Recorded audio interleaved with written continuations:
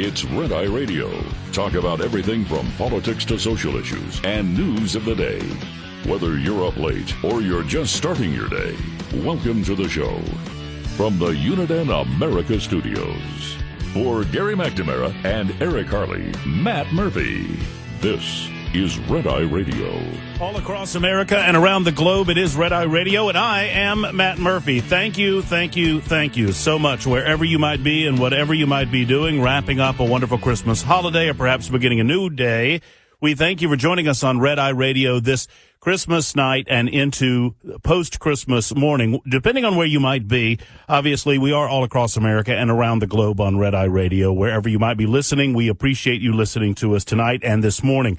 That said, it might still be Christmas, depending on where you are and where you are listening. And for those of you where it is still Christmas, I wish you a very, very Merry Christmas. For those of you who have just seen Christmas past, we wish you had a happy holiday, and I hope that you have many happy returns into the new year. We'll be discussing Christmas quite a bit on our festivities for today, and I'm excited about getting the opportunity to do so. First, a little about me and a bit of a thank you to Brian, Allen, and the rest of the crew back at home base, Red Eye Radio home base, and thank you to Gary and Eric for allowing me 5 hours of opportunity to speak all across the United States and all across the globe on this incredible platform. I am normally in Nashville, Tennessee on Supertalk 99.7 WTN.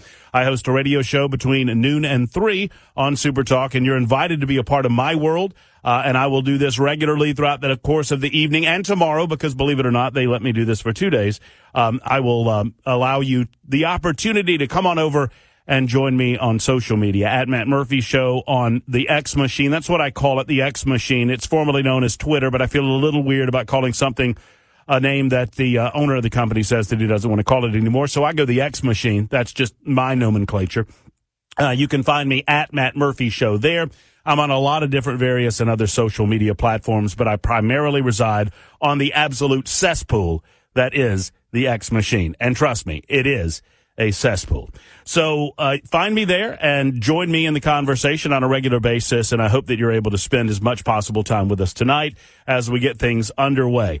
Wonderful Christmas time with family and friends. I certainly hope you had the opportunity to spend a little time with your family and your friend group. We've lots to discuss tonight. There's late-breaking news regarding U.S. military personnel injured overseas, U.S. service members, one at least in critical condition, others wounded in an assault by an Iranian-backed group in the Middle East. We will discuss. America has responded, as you might expect, even with Joe Biden as the commander-in-chief, as feckless and useless as he is. We've responded. The Secretary of Defense, Lloyd Austin, announcing that response some hours ago. Many of you probably did not see that, obviously, because you're spending more time focused on happier things rather than a war, a budding war in the Middle East, a hot war in the Middle East, and I'm including America in that assessment, and we'll get into that long form just a little bit later on in the show. So we've got that going on. We have the latest United Nations vote regarding Israel and Hamas, and where we go from there. We have that going on tonight and this morning. I want to talk with you about what should be the number one subject on every major newscast in the United States of America, and is not. And it isn't for a purely political reason, and they don't even shy away, they being the mainstream media, don't even shy away from the fact that it is pure politics driving a lack of coverage on this particular story. And for those of you who pay attention to Gary, Eric, and Red Eye Radio, and generally the news, well, you probably already know what that story is. It's of a domestic nature, and we'll discuss it. It is our porous border, immigration, and our immigration policy or lack thereof. We will talk about that. We'll talk about our United States institutions, our post-secondary institutions, primarily focusing on Harvard and some of these Ivy League schools that are under fire because they have become so woke, they've lost the basic mission statement of the universities themselves, and that is to educate young people in the United States of America to whatever educational opportunity they have geared themselves toward, to give them that opportunity to be educated in that field of endeavor. Instead, they primarily focus on wokeism, and we'll talk about Claudette Gay is the name that has become the face of institutions that have chosen wokeism over actually educating our youngsters in the United States. So we're going to talk about that today. And at at some point, and I believe it's going to be in the second hour of the show, I'm going to play a game with you. I don't know if you're familiar with the game Dirty Santa. I will make you familiar. I'll cover all of the rules of Dirty Santa for you if you don't understand. It's not dirty for those of you who don't know Dirty Santa. Dirty Santa is a game played at Christmas parties around the globe, around the United States of America, certainly, and I've been a part of Dirty Santa. It's a gift exchange game. We're going to play a version of that game in the second hour of Red Eye Radio tonight. And I haven't decided yet whether to call it Dirty Murphy or Murphy Santa. I think Dirty Murphy actually it sounds a little too dirty, so we might go with Murphy Santa. One way or the other, I'm going to bring a gift to your party on Red Eye Radio. And I want you to tell me what the gift would need to be for you to pick that gift. Whatever you want. You know, you can go world peace if you want. I don't know that you're going to get it. But we'll discuss the rules of the game as we move forward in the show. And I look forward to playing Dirty Murphy or Murphy Santa, depending on what I ultimately decide to call it a little bit later on. But I am compelled, with everything else going on in the world, and there's so much to discuss, I am compelled on this Christmas night or post-Christmas morning to say this to you. That over the holiday season, it is a time of reflection regarding our lives. It is further a time for us to embrace those things around us that make our lives whole and complete. And I hope that you were able to do that. I just finished up a week off. I'll work the week between Christmas and New Year's. I'll spend a couple of nights or mornings with you on Red Eye Radio, and I'm pleased to be here. I will work in my normal fashion on Super Talk 99.7 WTN. So I have an opportunity to speak during this time, but a lot of people aren't working. A lot of people, it's not taking the day of Christmas off anymore. For most of us who are blessed to have the opportunity, it's taken a few days. And for many of us, it's taken the full week. I mean, Christmas Day has become Christmas week in terms of working people choosing to take vacation time or their companies allowing them some time to spend with family and friends. And that's all a wonderful thing. It's a good thing. And it's right that we recharge our minds, but more importantly, we recharge our hearts. And that's why my heart is leading me to start the show in this way. If you are someone listening to Red Eye Radio, if you know someone that might be in your peer group or your circle of friends or was a friend many years ago, and you've lost connection or lost touch. Maybe it's a family member. You had a falling out 10, 15, 20 years ago, and you've not reconnected. If you or someone that you know is alone this time of year, I implore you to either reach out to someone that you love, to do the reaching out yourself, or to choose someone that you love and reach out to them. Do it one way or the other, whatever your heart compels you to do. I want you to think about it for a few moments because a couple of reasons that this is on my mind. The time between Christmas and New Year's, you see more heart attacks in the United States of America than any other time of the year. As a matter of fact, the number one day for heart attack in the United States of America is Christmas Day. The number 2 day is December 26th. And the number 3 day in terms of heart attack is New Year's Day, January 1st. Now, there are a number of factors for this. Obviously, the Christmas and the holiday season is surrounded by food and drink, and you are consuming and doing those things that you don't normally do on a day-to-day basis to try to live these healthy lifestyles that we're all trying to live nowadays. So you are consuming, you are putting things into your body that's causing, if not a strain, it's certainly different for your body and for your organs and all of that. But I think it's far more than that. I believe that for most of us, the holiday season is a wonderful time of joy and excitement and energy. There's a tremendous amount of energy that goes along with the Christmas holiday season. And that's good, positive energy, but it's also negative energy. There's, there are a lot of, you hear about the holiday fights around the Thanksgiving table or the holiday fights around the Christmas table or opening presents on Christmas morning. I can't imagine. And look, I do this for a living for 25 years. I can't imagine spending a holiday with family and friends and allowing that holiday to devolve into a fight about politics. I mean, politics, it's important. And trust me, if you don't know anything else by the end of our time together on this radio show, on Red Eye Radio, you will know this. I think I'm right. And I will argue vociferously to convince you that I am. Because I don't want you to be wrong. I don't want you to walk through life being wrong.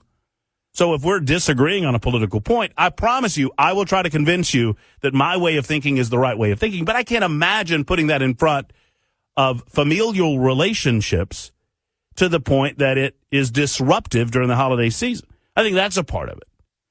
I think that we see the physical manifestation of some of those emotionally charged events around the holidays, which leads December 25th, December 26th, and January 1st being the 3 top days for heart attacks in the United States of America. But I think it even goes beyond that. I am convinced that you can die out of a state of depression. My mother, who was one of the most cherished individuals in my life before she passed away at an untimely age of 53. My mother willed herself to live as long as she did. And I believe that she passed away. I firmly believe that she passed away because she had concluded on this earth those things that she needed to see finished prior to giving herself up to the God that she so cherished and believed in. And so circling back to my suggestion to you, I truly believe that it is on us this time of year, the greatest gift that you can give. Of all the gifts that you perhaps opened under the Christmas tree yesterday morning, of all of the gifts given to you and of all of the gifts given by you, which is a far greater experience, by the way, and that's another subject for another segment. It is a far greater gift to give than to receive. And I think when you recognize that, when that comes into your life, that is a significant sign of emotional maturity in your life. That you get more by giving than you do by receiving. Ergo, giving becomes the selfish act. Does that make sense to everyone? When giving becomes the selfish act, I think that's a great sign of emotional and intellectual maturity. And that said, the greatest gift that you can give between now and New Year's, in my opinion, is to try to recognize those in your life that perhaps don't have anyone to talk to. They don't have anyone to spend time with. Perhaps they are in an assisted living facility. Perhaps they don't have immediate family and friends surrounding them. Perhaps they have insulated themselves from their family and friends in such a way where none of those people want to communicate with them. This is a season of forgiveness. It is a season by which we set all of that aside, all of the small things aside, and we try to reconnect to those in our lives that we love. And I would suggest to you finding a way to connect with those that perhaps need a human touch. They need a human voice in their lives. Think about that for a moment. I think it's the most important thing that we can think of during the holiday season, regardless. I mean, obviously, for those of us who are Christian, this is our most important, with Easter obviously being side by side, it is our most important season. But beyond that, it is a season of caring and love, forgiveness and charity. And I encourage you to remember that during the holidays, beyond everything else that we talk about. It's Matt Murphy. I'm in for Gary and Eric. They are off this week, spending that time with family and friends. It's Red Eye Radio. You're always invited to be a part of the show. 866-90-RED-EYE. That's 866-907-3339. When we return, I will update you on everything going on in the Middle East as we have U.S. military men and women in harm's way as we speak. This is Matt Murphy on Red Eye Radio. This report is brought to you by Shell Rotella. With advanced synthetic technology, is designed to help keep your rig running with more mileage and less maintenance. This preventative maintenance tip is brought to you by Hot Shot Secret, the country's #1 fastest growing oil and additive company. If you've been driving a diesel any length of time, you know diesel fuel quality can be an issue. There are U.S. standards that diesel fuel is supposed to meet, like cetane number, lubricity, aka wear protection, deposit control, but oftentimes the fuel at the pump falls short. Let's highlight diesel fuel's cetane number. In most states, the minimum acetane number across the nation is between 42 and 45, and most modern engines are built and tuned to operate with the best cetane number closer to 50. If your truck has a low cetane rated diesel, you'll often be able to tell. Cetane improves starting in the cold. Fuel does not burn as efficiently, which means more soot output, less power, and lower fuel economy. This is why a premium additive is needed to keep cetane numbers up, to keep the engine operating at its best while helping with cold starts, fuel economy, and DPF regeneration cycles. Add Hot Shot Secret EDT Plus Winter Defense, a 7-in-1 anti-gel fuel booster at every fill-up to keep cetane numbers in a premium range while also protecting you from gelling. Learn more about the science behind diesel fuel and Hot Shot Secret's EDT Plus Winter Defense at hotshotsecret.com. Lines open for your calls. 866-90-RED-EYE on Red Eye Radio.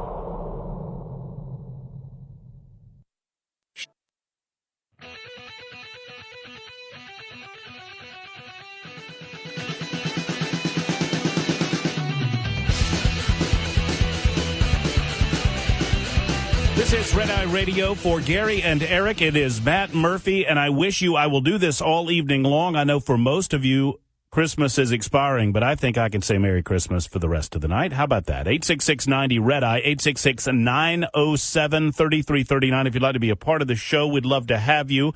Obviously, there's some breaking news that we need to get into with regard to entanglement in the Middle East. 3 American military personnel were injured on Christmas during an attack by an organization called Kataib Hezbollah. It's a terrorist organization. It's a wing of the Hezbollah terrorist organization and I've not heard the Kataib pronounced. I don't really care. Hezbollah is Hezbollah. This happened in Iraq. It was on Christmas Day. 1 U.S. service member has been critically wounded in the attack. The announcement was made in a statement by Secretary of Defense Lloyd Austin. The official explained that the United States retaliated quickly in the aftermath of the attack. I'll get into that in just a moment. Austin explained at the direction of the President of the United States, U.S. military forces conducted necessary and proportionate strikes on 3 facilities used by Hezbollah and affiliated with groups in Iraq. Hezbollah, I should note, operates in many different regions around the Middle East, to include, obviously, Iran, Iraq, Lebanon, and others. Austin said that he and President Biden, quote, would not hesitate to take action to protect American troops in the future. The United States military carried out airstrikes on those 3 facilities used by the Iraq-based Hezbollah organization and, quote, affiliated groups. This happened just hours ago, literally, after the attack injured 3 U.S. troops. And as I mentioned, one of those individuals is in, one of those soldiers or military personnel is in critical condition. A U.S. Central Command statement said early assessment indicated the U.S. airstrikes ordered by President Joe Biden, quote, likely killed a number of Hezbollah militants. The Iranian-backed militant group earlier claimed credit for using a one-way attack drone to target. I mean, this has been happening virtually since the United States of America backed the state of Israel in the aftermath of the disastrous and terrorist attacks, the tragic and evil attacks against Israel by Hamas, an Iranian-funded terrorist organization that had not only military but political control over Gaza and the West Bank. I mean, this has been going on since then. The drone attacks have been going on since then. We're going to get into this in just a moment and get your thoughts on it. And I will make the statement that if you don't know who the good guys are in this conflict, then I don't think you're paying enough attention to the conflict.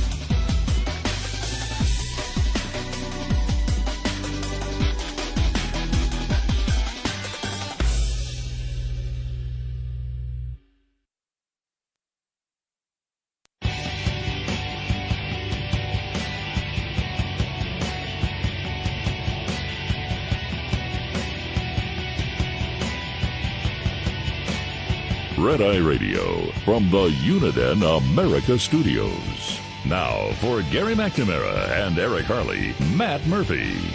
It is Matt Murphy on Red Eye Radio, and a happy and good evening or morning, depending on where you might be listening, all across America and around the globe on Red Eye Radio. We certainly appreciate you. 866-90 Red Eye is the telephone number if you'd like to get involved. I appreciate turning a monologue into a dialogue. I appreciate monologuing, but I like talking with you far more. 866-90 Red Eye. That's 866-907-3339. So we were discussing the latest in the overall Middle Eastern conflict, with Iran funding some of these mechanisms by which terrorist attacks are happening, not just against the Israeli people, but against interests and installations and military personnel involving the United States of America. And where does that leave us?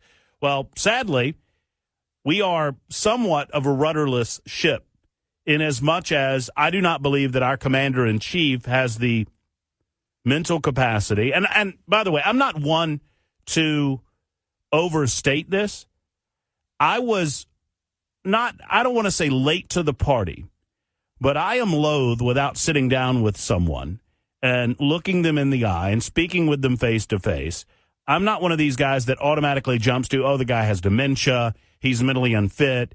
But the last several years of his presidency has clearly demonstrated that the mental decline, the physical decline is real in President Joe Biden. And he is not mentally fit to serve as president of the United States. And any sane planet would recognize this, and this would not be a debatable point. But it is sadly a debatable point because Democrats have nothing else. They have nothing left from a political perspective. And we'll get into that later on in the show when we talk about Donald Trump and the 14th Amendment in Colorado and some of the events that have occurred regarding the presidential politics of 2024. I do not believe that Joe Biden is capable. And, look, I'm willing to debate it. I'm willing to discuss it. I'll talk about anything. But I do not believe that Joe Biden is mentally capable of making the decisions that are necessary for the best interest of the United States of America with regard to our foreign friends and with regard to our foreign enemies. And I believe that all of what is going on now, perhaps not specifically the events of October 7th, but the weakness that America has demonstrated over the last 2 years, at least, certainly since Trump left office, has led us to where we are now. And where we are now, in my opinion, we are on the brink of a major war. Call it what you will. I don't know that I get into calling it World War III because I think we've already battled World War III in a way.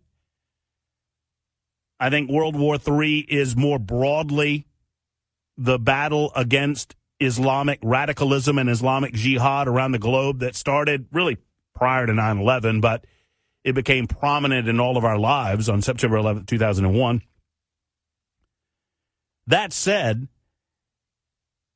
I believe that where we are as a nation, not necessarily with regard to our friendship with Israel and how we are going to support the nation of Israel in their efforts, started prior to the Russians invading Ukraine. Based on the weakness that we saw out of the presidency, based on a lack of willingness to defend American interest abroad, the Russian government and Vladimir Putin took opportunity to what they thought would be a fairly quick seizure of what they consider to be their property and a part of Vladimir Putin's overall goal to retake some of those regions that were lost when the Soviet Union crumbled. And I said at the time, and I want to walk you through the timeline of this, that America not having a commander-in-chief that is firmly resolved in how to handle this situation will ultimately slow walk us into war, if not with Russia, with other nations in a broader conflict. And it is possible to put together these conflicts, how the Iranians seem to desire to draw us into a conflict, siding with the Israelis in a broader Middle Eastern war effort.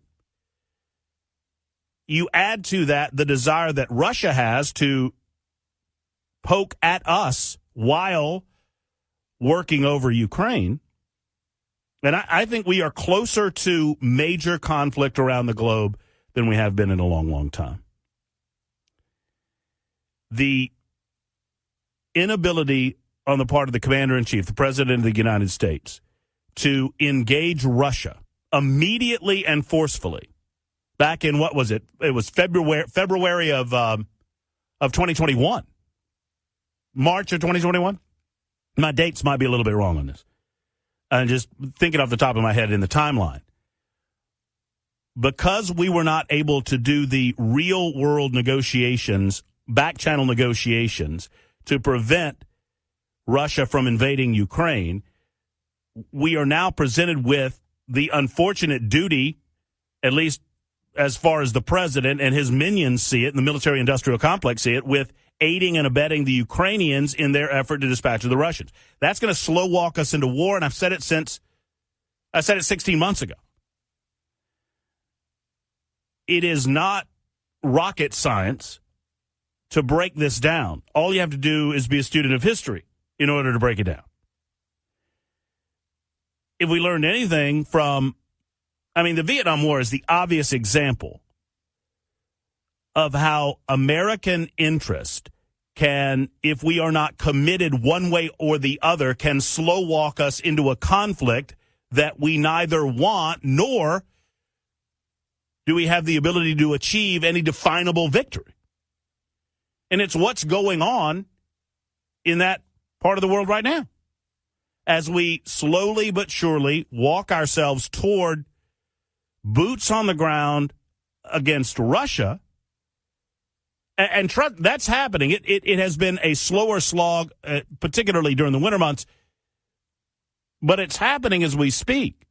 The insistence on the part of the Biden administration that we fully fund, quote, Ukrainian aid above and beyond any other funding measures that would benefit the United States of America, above and beyond any aid or ability that we have to protect our own borders, the President of the United States and the Democrat Party, they have placed a priority on protecting Ukrainian borders. And they've been slowly doing this over the last 16 months.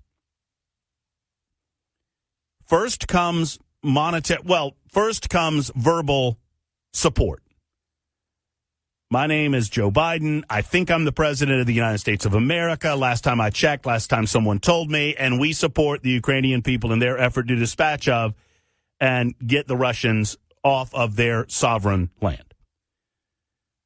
After support comes monetary support, where the United States of America sends funding to the Ukrainian government. And one would assume, although I don't believe this is happening necessarily, one would assume that money would then go to either humanitarian aid for the Ukrainian people or military aid for the Ukrainian military for the purpose of removing the Russians and their military off of what they consider to be their sovereign land. So you see untold millions of dollars going toward this, quote-unquote, humanitarian aid and military aid for the Ukrainian people. And this all circles back to Iran. Trust me, I'm going to connect these dots for you. So we now see our money going to this cause. And on first blush, it's a no-brainer. One country that has designs on getting the old band back together, that would be Vladimir Putin and the Russians. They want to get the band back together, that band that was called the Soviet Union. And they run roughshod over a part of the world that can't defend themselves properly and a part of the world that was being considered for entry into organizations like NATO and the like. So it seems a no-brainer that we would side with the Ukrainians, and I think that's the right place to be.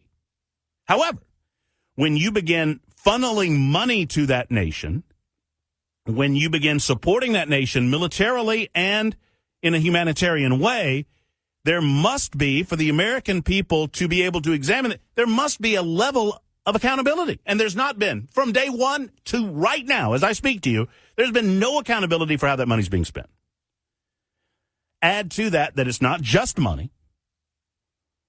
It is military armaments, it's ammunition, it's other equipment, it's jets, it's fighter planes, it's now training exercises. How long before, and frankly, I'm a bit surprised that it's not happened up until now. I think that it will ramp up in January and February. How long before we hear of boots on the ground doing physical and actual training? We've already done it in the United States of America. Boots on the ground where we see actual training of the Ukrainians by American troops. Now, that's where we are there. And I think it's ultimately a slow walk into the American soldier doing what the Ukrainian soldier ought to do. Secondarily, I think that there needs to be a far greater lift on the part of European nations in order to support the Ukrainians. My position on this is simple. I don't believe that Russia has any sort of territorial right to the Ukrainian sovereignty that has existed for many years. At the same time, I'm interested in what is in American interest with regard to where all of this goes. And I think it goes to boots on the ground in that part of the world. What does it have to do with the Iranians? I think the Iranians are trying to bait us into this conflict with Israel in the same fashion that Vladimir Putin would love to bait us. Vladimir Putin is under no illusions that by himself and left to his own devices, the Russian military would be decimated by the United States of America. That much is so. But Vladimir Putin has an ace in his pocket, and that ace is China. And he knows it. Whether we in America know it or not remains to be seen. Whether one would assume that our government installations, primarily our military, one would assume that the Department of Defense is aware of it. But I don't think that based on our financial entanglement with China that it is a no-brainer that China would stay out of a broader conflict in that region of the world. I'm not trying to depress you on this day of or day after Christmas. I'm just trying to get around to what the Iranians have done over the last 24 hours. Because I believe that this is a second front into the possibility of military conflict on two fronts in a faraway place around the globe when we have way too much going on domestically that ought to be prioritized above and beyond these foreign policy entanglements and the amount of money that's being spent, the sheer amount of dollars. We just approved, and Republicans helped to do it, the National Defense Authorization Act. Happened over the holidays. I don't know if anyone noticed, but it took Republicans agreeing to what is almost $1 trillion in spending. Did the Republicans get any of the concessions that one would expect, considering that they have the House of Representatives? It's a thin majority, but they have the majority. No, the Republicans consistently snatch defeat from the jaws of victory, or victory from the jaws of defeat. I always forget which way that one goes. I think the Iranians, these drone strikes on American installations, it is a way to measure the resolve of the American government and by extension the commander-in-chief as to how much we are willing to support our friends, the Israelis. The Israelis don't need anything from us militarily. And to my knowledge, outside of our normal funding mechanisms, which is that amount of money is debatable whether or not it is necessary to give the amount of money that we give to the Israeli government. I understand that that's a debatable point, but here's what is not a debatable point. We are right, and it is altogether proper to support Israel because they are the good guys. And I understand that we can go through the history of the state of Israel from 1948 till today, and we can talk missteps in terms of their history as to how they managed the very significant religious issues that go along with their existence and those entities surrounding them that want nothing more than to kill them. But I would suggest that if you have looked at the issue between the Israelis and the Palestinians, And by the way, I see no distinguishable difference, and I'm welcoming a conversation about this. I see no difference between Hamas and the Palestinians. There may be those Palestinians that would denounce the actions and activities and the terrorism and the evil that is Hamas in the United States and beyond, and I'm willing and welcoming that conversation with you on Red Eye Radio tonight. But I would suggest that from a policy perspective, I do not see any difference between the Palestinians, a pro-Palestinian position, and a pro-Hamas position. Now, in America, they'll call it pro-Palestinian until the cows come home, because to call it pro-Hamas is to call it pro-terrorism and pro-murder, which is what it is. So we'll get into that and how it's a clear, there is a clear difference between the good guys and the bad guys in this effort in the Middle East. And I'll tie all of these things together to Get in touch with Red Eye Radio, toll free at 866-90-RED-EYE.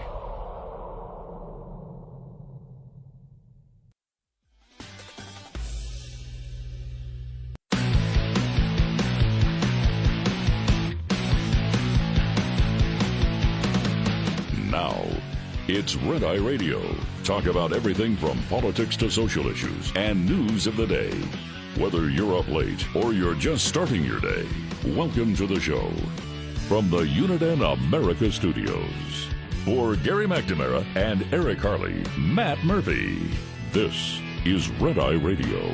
This is indeed Red Eye Radio, and I am indeed Matt Murphy. Thank you to Gary and Eric for allowing me an opportunity to speak with you for a few minutes or a few hours, depending on the time that you're able to give us, on Red Eye Radio. All across America, nay, the world, on the internet streaming platforms available to you. This is Red Eye Radio. I am here for the duration, and happy evening or morning, depending on where you might be. Happy Christmas or happy December 26th. Plenty to discuss and plenty to talk about, and I'd love to talk with you. 866-90-RED-EYE is the telephone number if you want to make yourself available to the rest of the country and the rest of the world with your opinion on the matters of the day.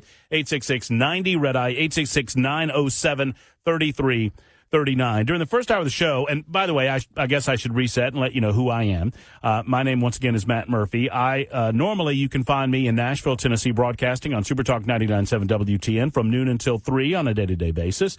And I appreciate those of you who join me on social media. I'm found on the X machine. That's what I call it. It's at Matt Murphy Show on X, at Matt Murphy Show. You're invited to follow us. That's where you'll find me most. I'm on the other platforms. You can find me if you want to on Instagram, although you won't find me posting anything there. You can also find me on the Facebook and the like. But more often than not, you'll find me engaging on the X machine at Matt Murphy Show.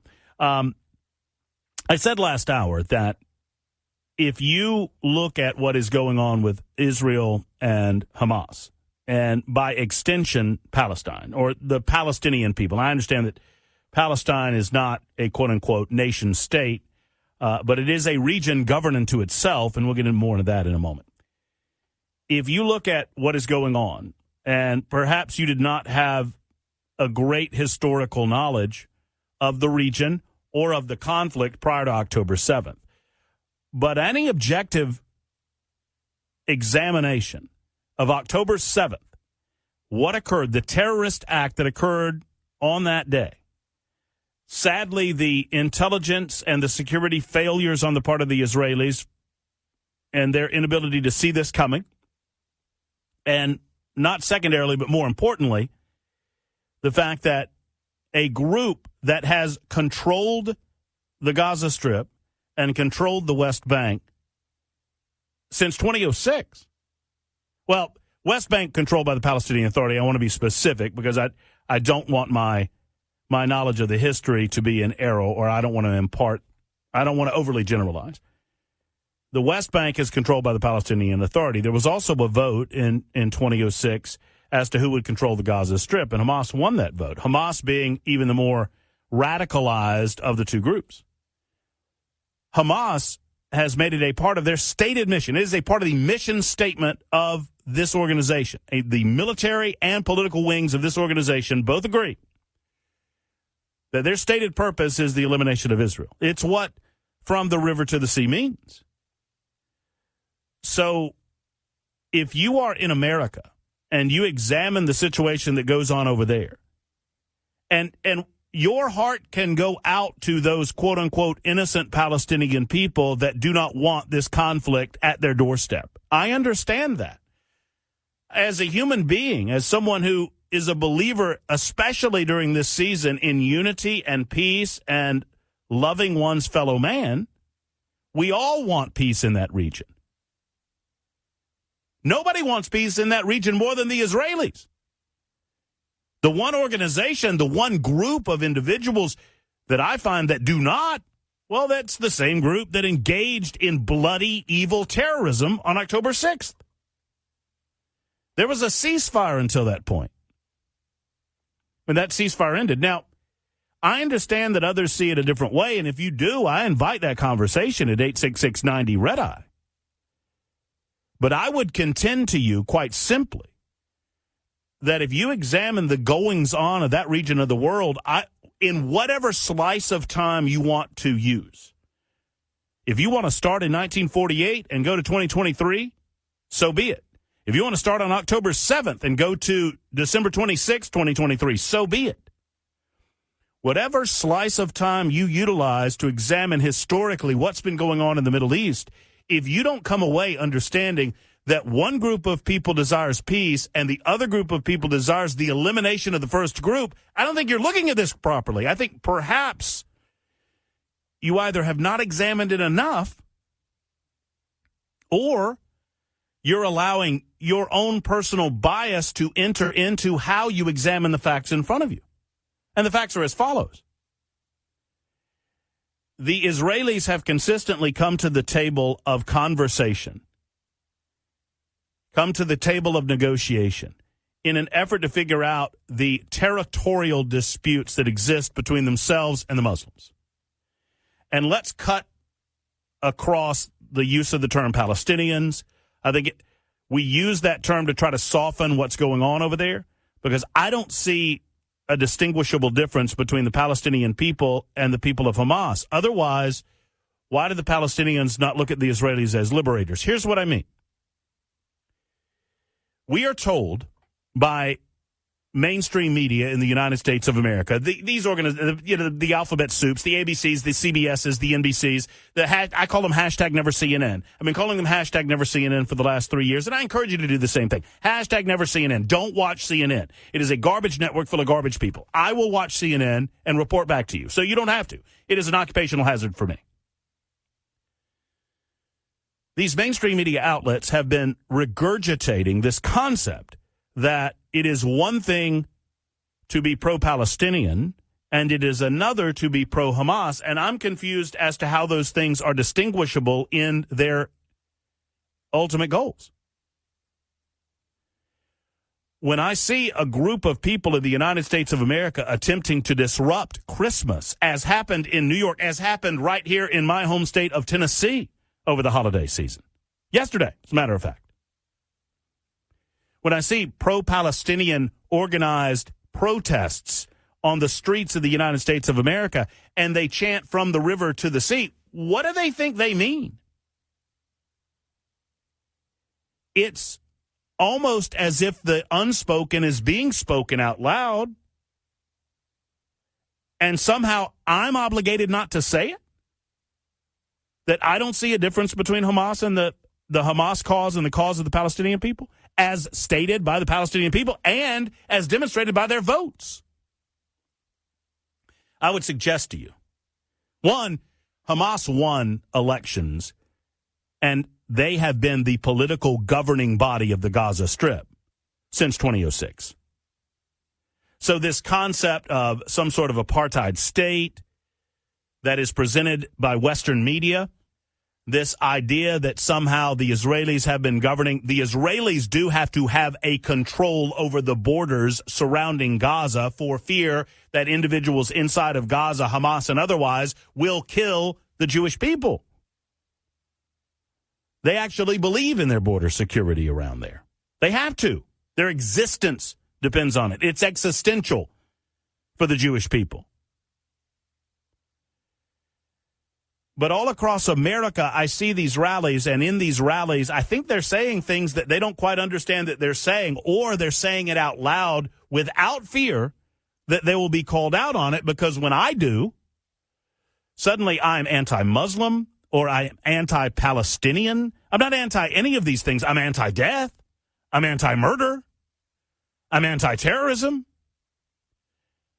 Any group of people that wants to live in peace beside other groups of people, those are good actors that would be willing to come to the table of compromise and to try to figure out their differences. Territorial differences, I understand. I understand the importance of that region of the world for the various religious sects that live there. I don't pretend to be a theologian. I don't pretend to be a religious scholar, but I understand the history of the region. And in understanding that history, I clearly see that there's one group that have been oppressed for many, many years, and that the world community determined that that group needed a place to be for fear that the oppression and the genocide, literal genocide, would continue. And we as a world community made that determination. And that ticked a lot of people off back in the day. I get it. I understand why you might be upset if you have to be relocated here, there, or elsewhere. But in the past 75 years, we've not been able to figure that out? Well, there's a reason why we've not been able to figure that out. Because one group comes at this honestly and openly stating, hey, here's what we want. Here's what we're willing to concede. Our ultimate goal is to ensure the safety and security of our people and their ability to live in peace. The other group claims to want territorial concession, but what they really want is the elimination of the first group. Now, who's the good guy and who's the bad guy in that scenario? How difficult is it when you have to strong-arm the United Nations, an organization that is supposedly there, and we've long lost any hope, any semblance that the United Nations is a fair-minded organization, right? But you have the United Nations that barely manages to pass a resolution condemning the actions of Hamas, and they only got something passed because the United States, while abstaining in the ultimate vote, had determined that we would object to and veto any effort to demand a ceasefire. You know how you get a ceasefire in that region of the world? You know how you get a ceasefire? Release the hostages. If Hamas, and by extension the Palestinian people, were to release the hostages currently held, all of them, they could get their ceasefire. Now, obviously, at some point, the Israeli government has to do something about the terrorists that live and operate underground in those regions. The point being is this. In examining that vote that recently happened at the United Nations with no ceasefire language involved, of course there should not be any ceasefire language. A ceasefire existed on October 6th. It was disrupted on October 7th. Sadly, in the American circle of mainstream media, you can't find organizations that are wondering what responsibility Hamas has in a ceasefire. It seems to only be Israelis' problem. It's only Israel's issue. The ceasefire depends on, and the conversation of ceasefire begins and ends with Israel. It never extends to Hamas, and by extension, the Palestinians in that region. And while I understand that there are some Palestinians that want nothing more than peace, and I fully respect that, I also know this, that if you had a similar vote in the Gaza Strip today, in 2023, I firmly believe that Hamas would overwhelmingly win re-election as the political wing, the governing wing of the Gaza Strip, as they currently are. Even though they take humanitarian aid and they funnel it directly into military causes, even though they refuse to release fuel to hospitals while the Western media declares that Israel is preventing fuel from getting to hospitals in Gaza to protect the Palestinian people. Sadly, the Palestinians have been conditioned in that region of the world to hate Jews. I cannot put it any more plainly. This does not mean that I hate them. I'm saddened for them. What I'm trying to create for you in your mind is the concept that there's really no distinguishing in the Western culture between saying you're pro-Palestinian, because I don't know what that means outside of being pro-Hamas.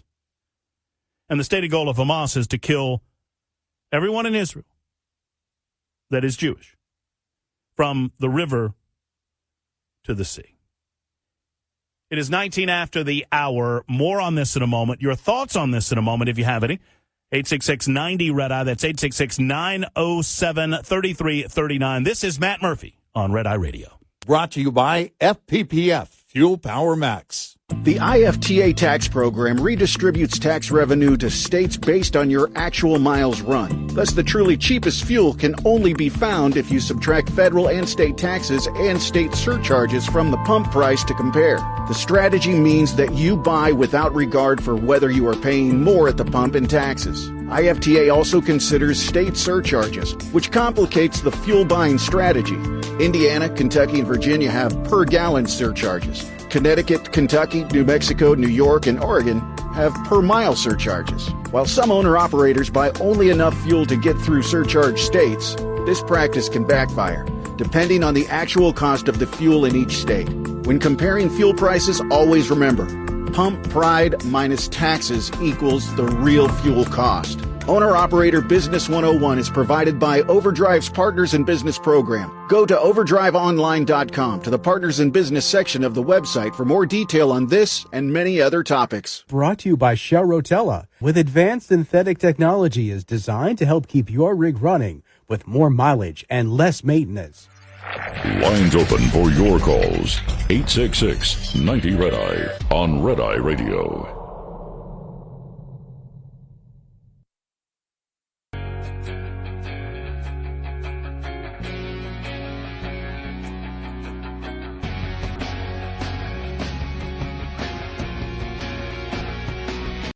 It is Red Eye Radio. My name is Matt Murphy, in for Gary McNamara and Eric Harley. They are taking some much-deserved time off over the holiday season, and we'll be back in the new year, 2024. Happy to have you with us, whatever time it is where you are. We thank you for giving us your time on Red Eye Radio. 866-90-RED-EYE is the telephone number.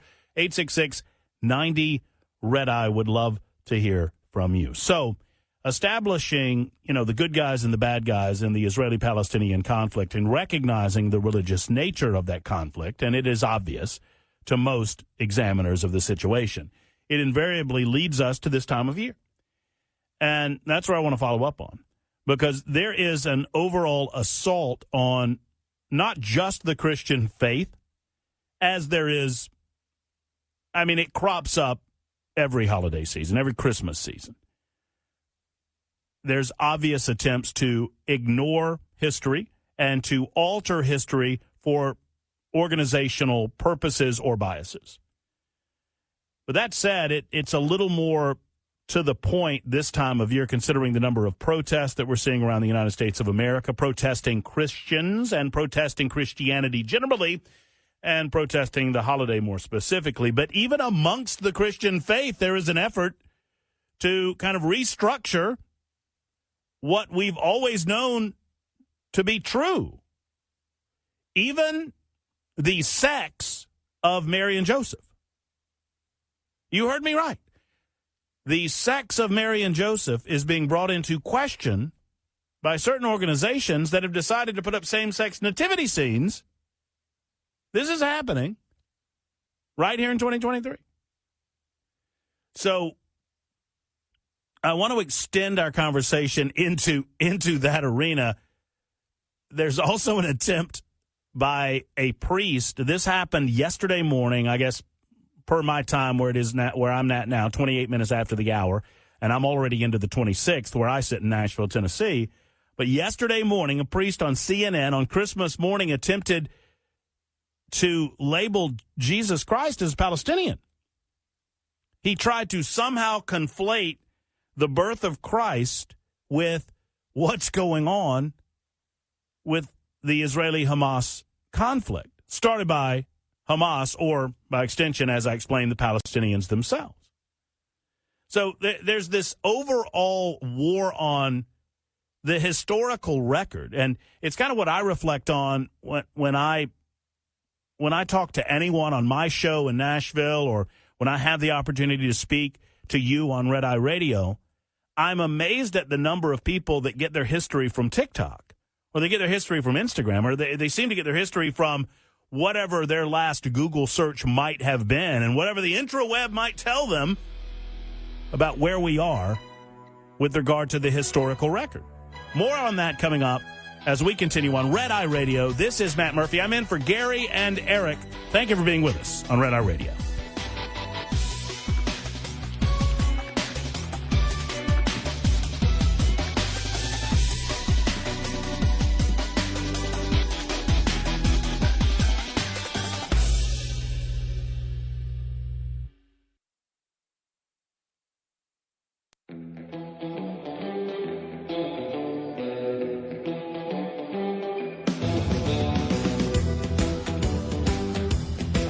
Red Eye Radio from the Uniden America Studios. Now for Gary McNamara and Eric Harley, Matt Murphy. Matt Murphy on Red Eye Radio. Thank you for being with us. 866-90-RED-EYE. If you'd like to turn a monologue into a dialogue, like to have a communication, I would love to speak with you. 866-90-RED-EYE. Coming up in about an hour from now, I'll tell you what should be the number one issue on every news broadcast in the United States of America every night moving forward. There's number one and there's number 1A, and I'm going to tell you what they are coming up in about an hour from now. Stay tuned. We're talking about Christmas. Obviously, Merry Christmas to those of you still celebrating the holiday season. Obviously, it's more than just a day. It's a life. It is a faith-based holiday, and my heart reaches out to all of you fellow Christians, but also beyond that, those of you who are celebrating the spirit of the season beyond the religious nature of the season. We say thank you for being with us, and we extend those blessings of the season to you as well. Some don't share those blessings. Pro-Palestinian protest erupted in multiple United States cities all across the Christmas holiday, with demonstrators trying to block traffic heading into Chicago's biggest airport, O'Hare Airport. Activists blocking traffic and attempting to stop Christmas festivities in New York City and many other cities beyond that, including one in my home state of Tennessee. Activists suggesting that the holiday, quote, should not be celebrated on account of the war in Gaza. Let that sink in for a moment. The Jewish people were attacked by Muslim people. Hamas attacks Israel in an effort to eradicate the Israeli people. It's their mission statement. It's their purpose. And now we're being told that we in America should not be, quote, allowed to celebrate the Christian holiday of Christmas in a manner of our choosing because of what? Because of feelings? Because of frustration? Because of anger? Because of misplaced anger? On Saturday, hundreds of demonstrators marched down Fifth Avenue in New York City, chanting, "No Christmas as usual," as streets filled with holiday shoppers looked on in amazement.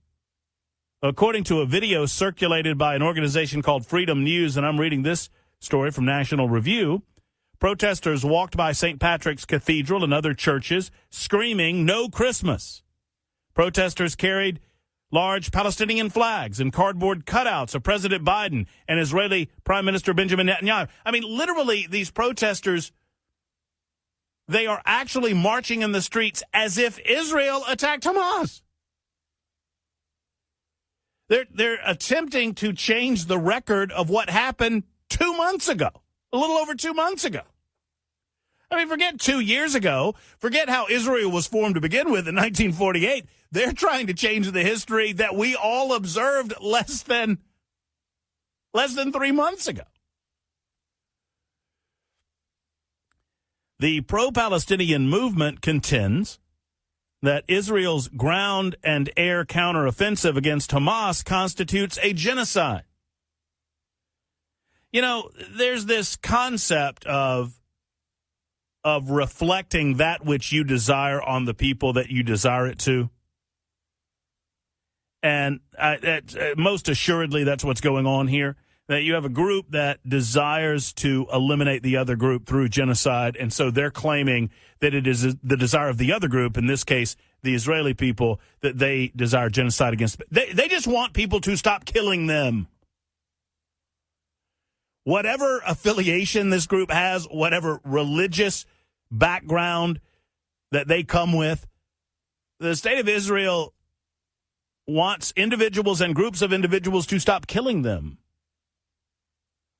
And this idea of the counteroffensive having to be some sort of balance against the nature of the offensive is ridiculous. I don't want to oversimplify the point, but that's akin to you come at me and you try to take my lunch money on the schoolyard. And you push me to the ground, and I get up and I push you to the ground. And, well, regardless of the nature of why you came at me, I respond to you, but then I'm told that I can only respond to you in a fashion that you initially attacked me, instead of what I ought to do, and that is put down the bully and prevent it from ever happening again, which is what the Israeli people are trying to do.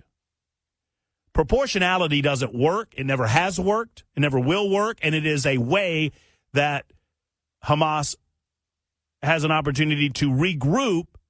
And sadly, I don't know why so many countries allow themselves to fall prey to this concept of proportionality. That you can only kill as many of ours as we killed of yours, and after that, it's somehow genocide. Makes no sense.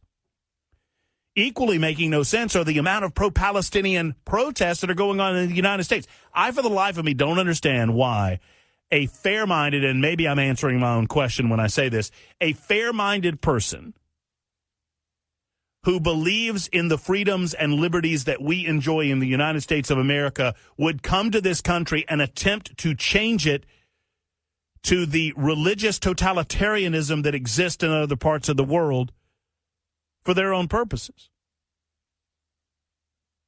The United States believes in freedom, so you have freedom to protest. But what you do not have freedom to do is disrupt the day-to-day activities and the freedoms that I enjoy, because you say that I must alter my world or my lifestyle because of the pain or the emotions that you feel, misguided as they may be. Does that make sense to everyone? The pro-Palestinian movement, carrying on with the article here, contends that the ground and air counteroffensive against Hamas constitutes genocide. Zionism is anti-Semitic, one attendee of the march in New York City said. Hamas, and long live the resistance. So now they're characterizing terrorism and evil incarnate that we saw manifest itself with the brutal slaying of civilians, men, women, and children. That is now, quote, resistance. Speaking about October 7th in New York City, one protester said, "It's one of the greatest days of my life, one of the greatest days in the history of decolonization." Decolonization, can anyone explain that to me? The Jewish people are not the colonizers here. A process was set about post-World War II, and I don't want to bore any of you with history, but a process was set out post-World War II in an effort to find a settlement region that would be the natural landing place for the Jewish people that had been eviscerated in the Holocaust. And it was determined by the world community that this would be that place. Israel would be that place. And concessions were made for the Palestinians. And they were ready to continue those concessions until such time as the Arabs in 1947 attacked and a civil war ensued. On Saturday, a caravan of nearly 100 cars blocked the flow of traffic at O'Hare International Airport in Chicago. Both sides of the interstate were temporarily closed and traffic stood at a standstill. In New York City, pro-Palestinian protesters in a car caravan disrupted Christmas caroling in Washington Square Park. Some demonstrators circled their cars around Big Apple Park, blaring music, honking their horns, while dozens of others chanted on the sidewalk as carolers gathered to sing holiday songs on Christmas Eve. One defiant protester stood on top of a massive SUV as he waved the Palestinian flag. Carolers packed tightly into the park. Protesters attempted to make their presence known on the perimeter. The disruption was a part of a full day of protest by demonstrators driving in car caravans across the tri-state area. Now, why would they protest? Why would they protest on Christmas? Why would they protest on Christmas? Why would self-proclaimed pro-Palestinian people protest on the holiest of days for the Christian people? The state of Israel is a Jewish state. So why select Christianity? Well, it's obvious that there is a religious component to all of this that supersedes everything else that we've been talking about. And in the meantime, there is an effort on the part of many in our country to dismantle the history of Christmas itself. And I mean, you have to laugh to keep from crying about some of this stuff because some of it is so obvious on its face. I'm getting into some of that in just a moment. One, a Catholic priest suggested that Jesus was a Palestinian, despite the fact that the state of Palestine did not exist at the time of the birth of Jesus. And once again, I don't proclaim to be a historian. I'm just a student of history, and even I know this. Some dunderhead with a microphone and a radio station in Nashville, Tennessee knows this, but a Catholic priest in New York City does not. Secondarily, there was a magazine called Christianity Today, and I'll tell you this story, that wants to envision Jesus Christ as an Asian. And I know you're saying to your radio right now, where's Gary and Eric when you need them? Why is this Murphy guy making things up? I'm not making this up. Title of the article, How Asian Artists Picture Jesus' Birth from 1240 to Today, suggesting that we should depict Jesus Christ as an Asian to be more inclusive. Yeah, but what about the fact that he wasn't? Well, the truth doesn't matter. Reality doesn't matter. What actually happened doesn't matter. To wit, there's another church that is offering the nativity with two women as the matriarchal figures. So instead of Mary and Joseph, there's Mary and Josephine. Because, you know, inclusivity and feelings. You got to worry about your feelings. Myself, I worry about your telephone calls, and we'll get to them in just a moment. I see them out there at 866-90-RED-I, 866-90-RED-I. This is Matt Murphy at 46 after the hour. Filling in for Gary and Eric on Red Eye Radio. Get in touch with Red Eye Radio, toll free at 866-90-RED-I.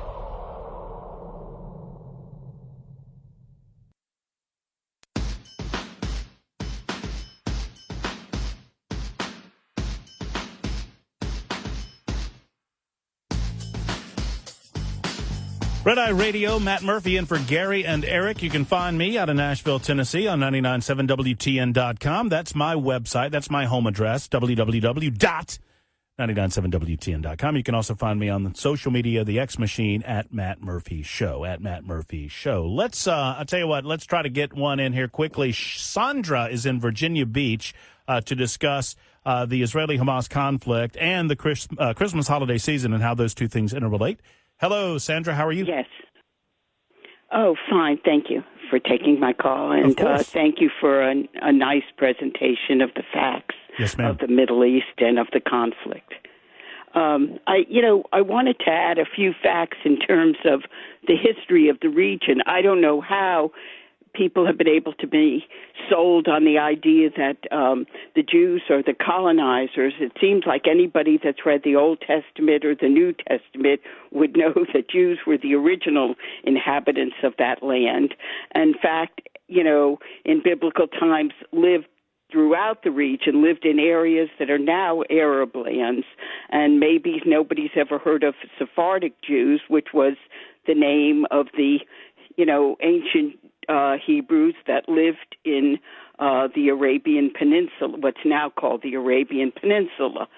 And when Israel actually became a state in 1948, the Sephardic Jews that lived in, the broader region, which is now like Egypt, Jordan, Syria, Lebanon, they were all thrown out of Arab countries. And what people don't realize is the land of Israel is actually only 0.5% of the Arabian Peninsula. So Jews are not colonizers, and if anything, live on a much, much, much smaller portion of the land than they originally did. And it's really a blasphemy to call Jesus like as a Palestinian as if he were a Muslim or something. Well, he was changed Jewish, and anyone who's ever read the Bible, you would know that he was Jewish. Well, so, Sandra, I mean, your point is so well taken, and thank you for the call. I'm sorry that I have to do it, but I have to cut it a little premature because of the timing of it. But I will say this: you're right in your observation that anyone with a modicum of knowledge of history understands that it is far more complex in terms of who was there and who was not there than to say the Jews are the colonizers and they got to go. Well, go where? First and foremost. Secondarily, it's not true from a historical perspective. It's inaccurate, obviously, to suggest that, and we'll get into this in just a moment, to suggest that Jesus Christ was a Palestinian, that he was anything other than Jewish. But that's not what the Catholic priest actually said. And I'll tell you exact language coming up in just a moment on Red Eye Radio, and get your reaction at 866-90-RED-EYE. That's 866-90-RED-EYE. We'll also get into the question of what should be the number one topic on every mainstream media outlet in the United States of America. We'll do that next. 866-90-RED-EYE, our telephone numbers. In for Gary and Eric, it's Matt Murphy on Red Eye Radio.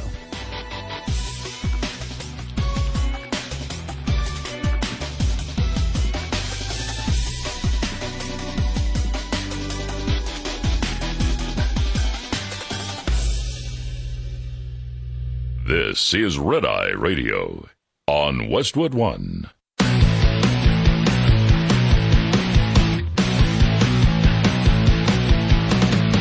Now, it's Red Eye Radio. Talk about everything from politics to social issues and news of the day. Whether you're up late or you're just starting your day, welcome to the show.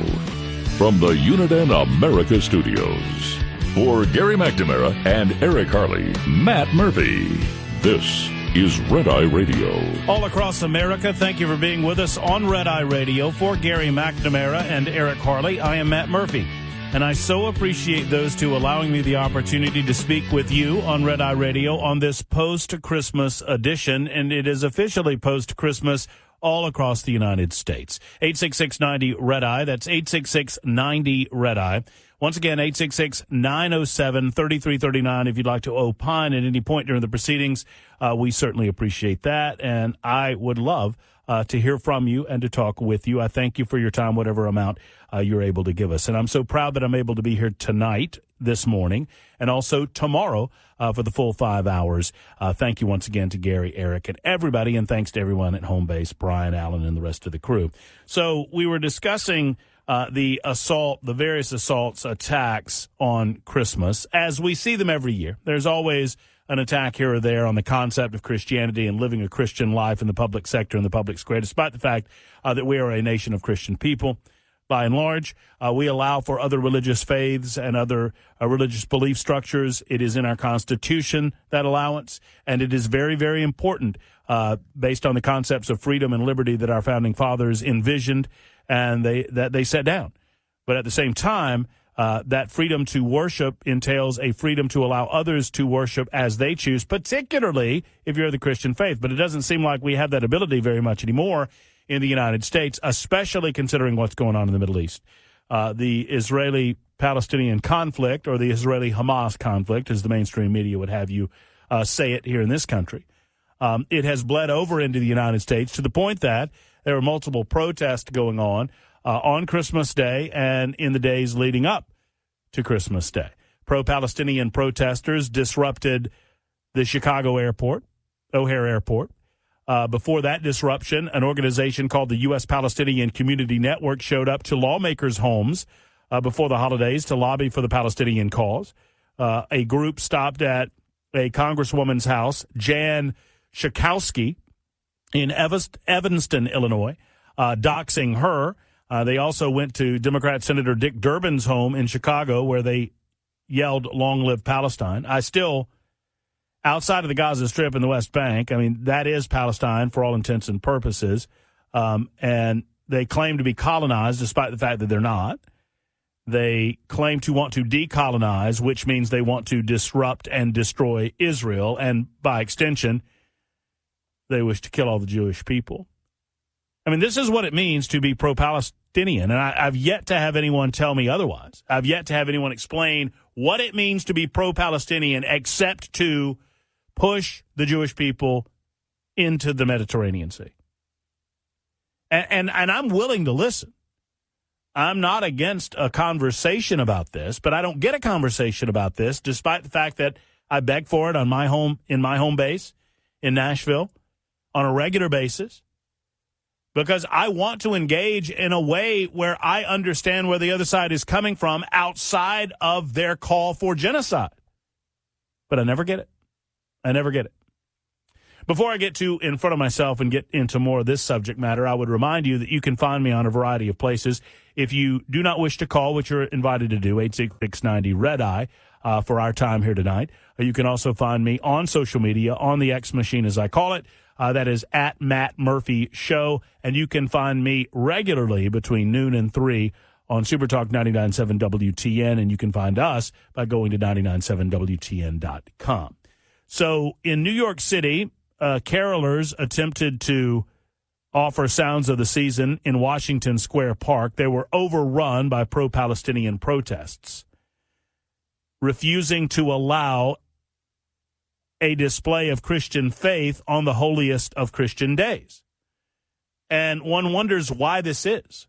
If this conflict is about the Jewish state of Israel, why would then self-proclaimed pro-Palestinian protesters target Christians? And I think we know the answer, right? It's more of a religious effort on their part, and it has nothing to do with the specifics of what's going on right now in the Gaza Strip, because if you break down those specifics, the blame there lays squarely at the feet of Hamas, the government of Palestine, for lack of a better way of saying it. Hamas governs the Gaza Strip. I understand the Palestinian Authority governs the West Bank. The leadership, of course, they reside in Qatar or Qatar, depending on how you pronounce it. They're not even in the area that they claim to want to protect as their own.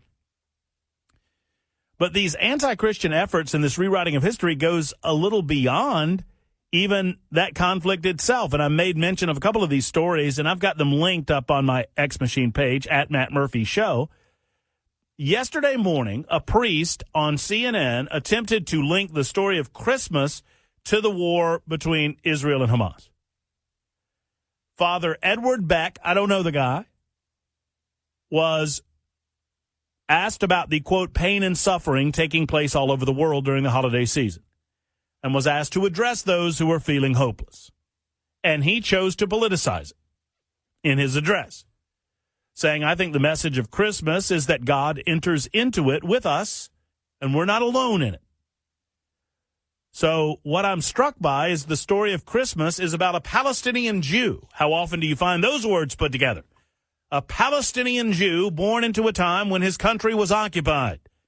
They can't find a place for her to even give birth. His mother, they're homeless. They eventually have to flee as refugees into Egypt, no less. I mean, you can't make up the parallels to our current world situation right now.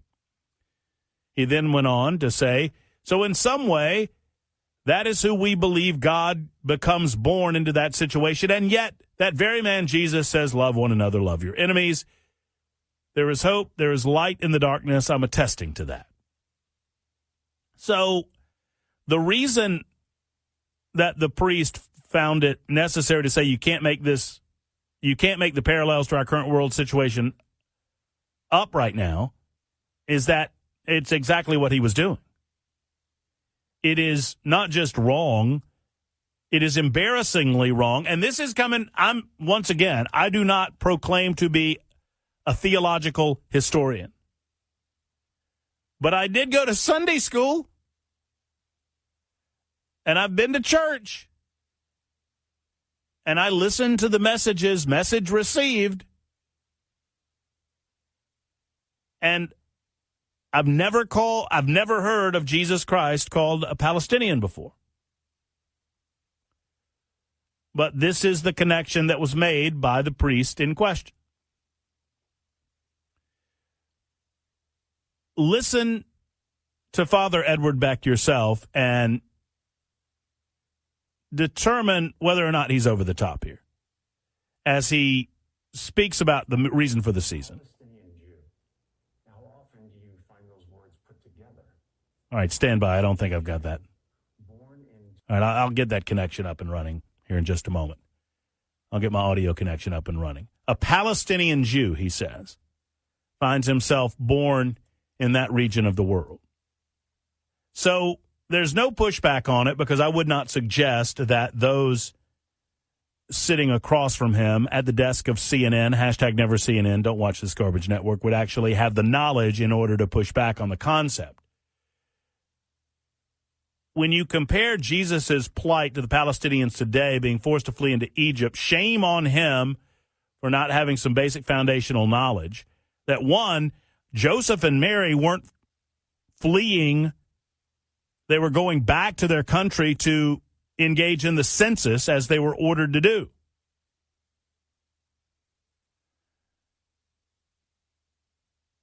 For his part, Beck received a lot of pushback on his stance, and he shared a Britannica article called Jewish Palestine at the Time of Jesus.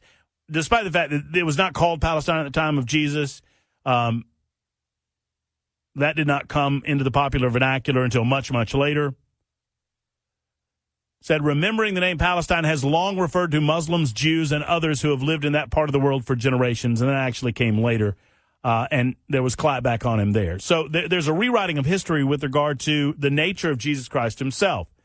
And then there's this, and I just have to laugh at this one.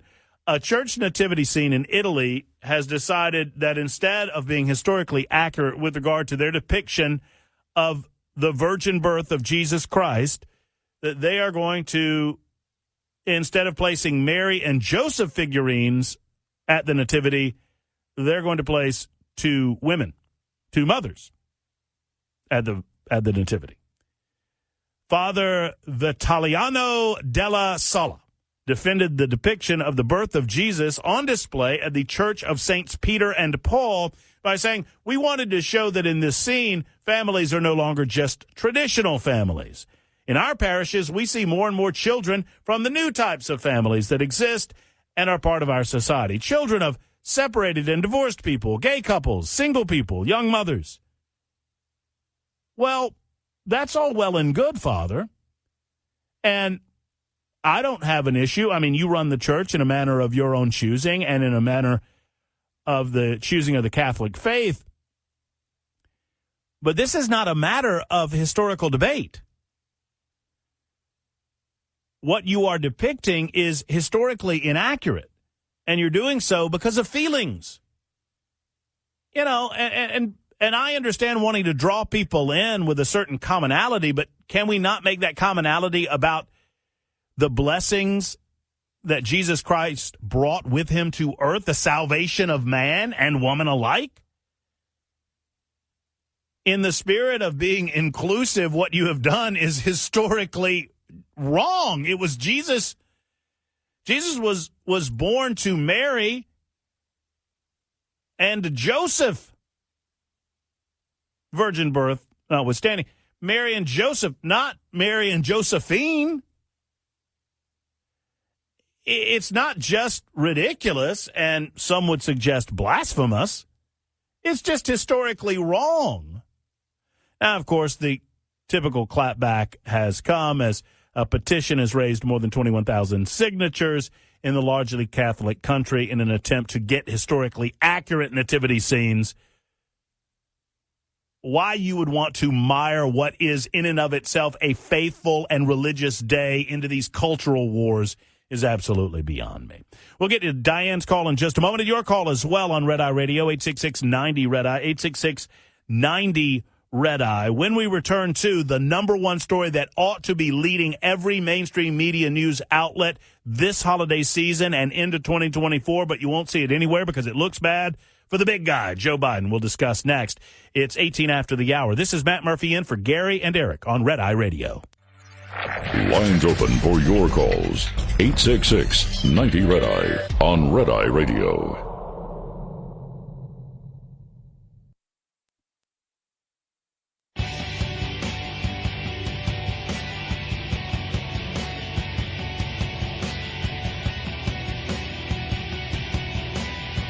Red Eye Radio, Matt Murphy in for Gary McNamara and Eric Harley as they spend some much-deserved time with family and friends over the holiday season. They'll be back in 2024. I'm with you right now for the duration and would love to hear from you at 866-90-RED-EYE. That's 866-907-3339. I want to play a little game with you, and it revolves around the concept of Dirty Santa.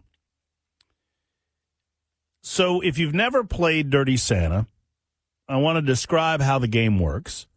It is a regular at holiday parties that I have attended over the years. And it's typical for gatherings of groups of family members, especially if you have bigger families or groups of friends. And if you've never played it, most of you probably have, but if you've never played it, this is the way it goes.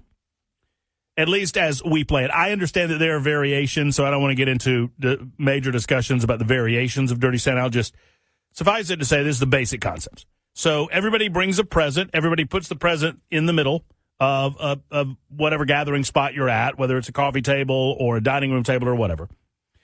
And nobody knows which present is from whom. They're all jumbled up in there. And then everyone gets a number that's in the group. Let's say there's 10 people. You get 10 numbers, 1 through 10. And you select a number out of a hat or whatnot. And whatever your number is, that's the order in which you go to select a present.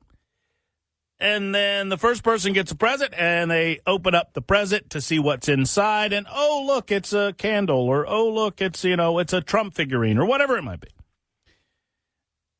The second person then has a choice to make. They can either steal, this is the dirty Santa part, they can either steal the present of the first individual, and then that person gets to pick another present from the pile, or they can pick a present from the pile. And so if you're last in Dirty Santa, you're in the catbird seat, as they say, because you can scan all of the presents that have already been opened, or you can choose to pick the last one on the table. So in this version of Dirty Santa, we're going to call it Dirty Murphy or Murphy Santa, you choose. I'm bringing the final present. You've already opened up all the presents. You see everything in front of you. You know exactly what you have.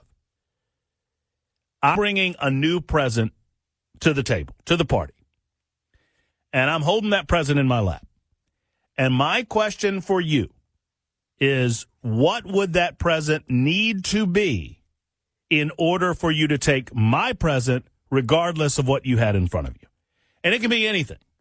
So in my mind, my Dirty Santa game, it can be about politics. You can wish for a 2024 that brings you a new president of the United States of America. You can wish for something more fun and frivolous, like, I don't know, a victory for your favorite NFL team in the Super Bowl. Whatever it might be, I'm curious what your gift would be in 2024, serious or otherwise. I'll tell you, somebody just got a Dirty Santa present, and that somebody is Donald Trump, our former and I believe soon-to-be future president of the United States of America. He got one big goodie bag this week, and it's what I believe he's wanted all along with regard to his effort to cast what is going on to the American people in real and plain English, and that is a political persecution. So whatever yours might be, 866-90-RED-EYE. If you want to join in and have a little fun with us, we'll do it right after the bottom of the hour, where You tell me what your present would be, what I would need to bring for you to steal and take home with you. What would be the gift that you haven't received that you would want to get going into 2024, political or otherwise? For most of us, from a political perspective, I recognize that many of us are, I do not characterize myself as a conservative because I'm not. And I try not to lie to my listening audience. I'm a libertarian. I believe in individual freedoms and liberties. I believe that that is what makes our country exceptional, that we value individual liberty and freedom above all else, unless and until you are depriving others of their God-given rights through force or fraud. And at that time, that's when the government should step in. So, but most of us are of a conservative or libertarian bent. And I'm not trying to catalog or categorize you individually, but to say that I think for most of us, a gift that we would want to receive in 2024 would be a new president of the United States, or at least the promise of a new president of the United States come next November. I believe that's going to happen, much to the chagrin and despite all of the efforts on the part of the leftists in the United States of America that are doing everything from every corner of this country to attempt to stop the juggernaut that is former president and current candidate Donald Trump. And let me tell you, he could not have asked for a better dirty Santa gift than what he received last week. Trump got a goodie bag last week. Not just did Jack Smith lose at the Supreme Court level, but he also got a gift hand-wrapped for him, addressed to him from the state of Colorado. Could not have been better for him. Here's what I mean. The Democrats are always guilty of overplaying their hand. And we saw the Democrats in Colorado overplay their hand politically from 2023 moving into 2024. I'll tell you what I mean in a moment. It's Matt Murphy in for Gary and Eric on Red Eye Radio.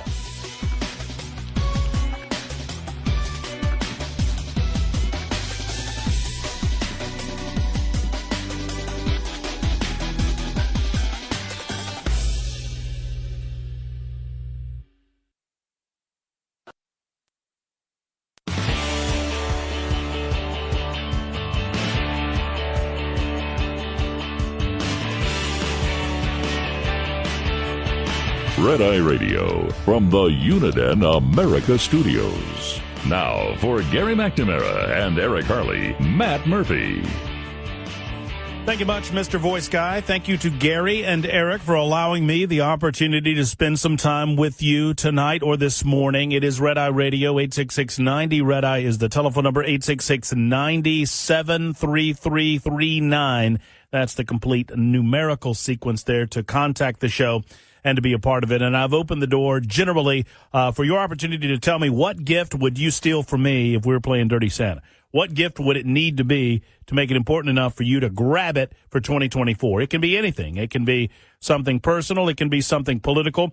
I think primarily politically along these lines, because I can think of a lot of gifts that would land at a conservative's doorstep in 2024.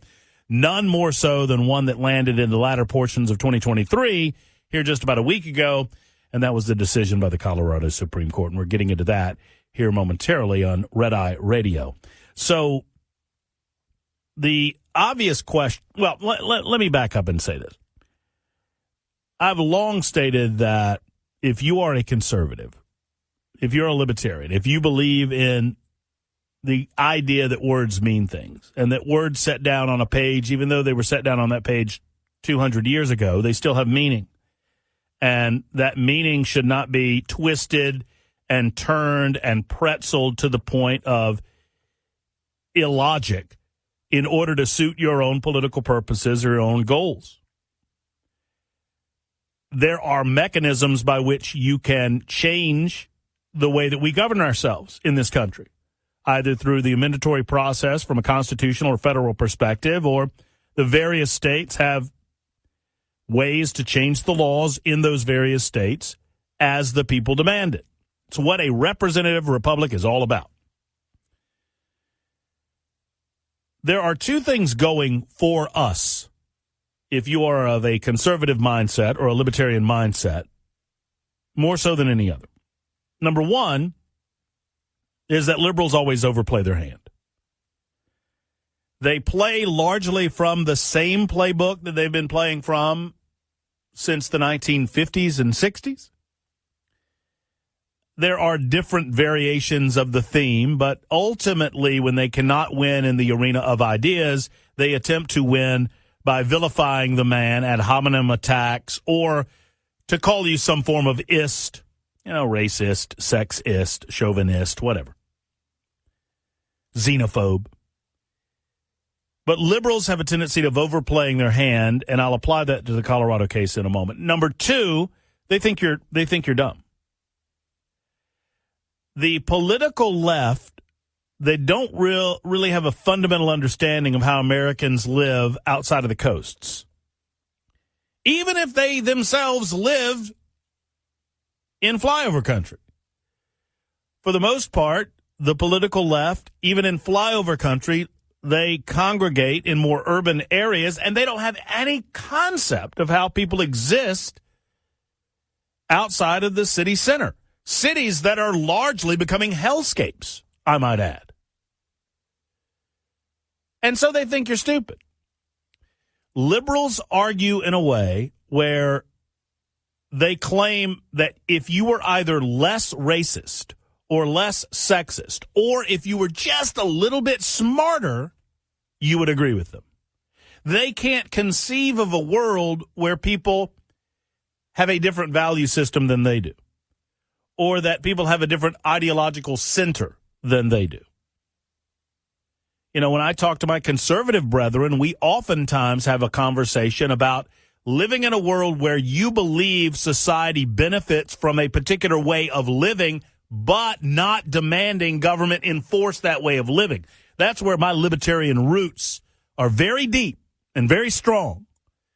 It is one thing to suggest that your life's going to be a hell of a lot better off if you get to church every Sunday morning. But I would never suggest that you be forced to go to church every Sunday morning. Does that make sense to everyone? So liberals always overplay their hand. Always. When they think they have a winning hand, they always overplay it. And this manifests itself more often than not in mainstream media news outlets. Number two, they think you're dumb. And the fact that they think you're dumb oftentimes leads to right back to, in a circular way, to number one, overplaying their hand. And that leads me to the 14th Amendment of the Constitution of the United States and what happened in Colorado last week. For those of you who checked out during the holiday season and maybe you're just now checking back in, here's what went down. In a 4-3 decision on a liberal court, the Colorado Supreme Court determined that Donald Trump was ineligible to be on the ballot as a Republican candidate for President of the United States of America. Many states, liberal states, have considered this nuclear option, if you will. And even leftist states like California have determined that it is not only an unwise course of action from a political perspective, it's also extra constitutional. It has no basis in the Constitution of the United States. Now, there are some leftists that are bending over backwards to try to explain how this fits into the construct of the 14th Amendment, Section 3. And I want to break this down for everyone because I think it's important. Now, it is an absolute political home run for Donald Trump. I could not have selected something more appropriate during the holiday season and wrapped it up and given it to him that would benefit him more. If the Colorado Supreme Court wanted to help Donald Trump, and trust me, they don't. This is a leftist court.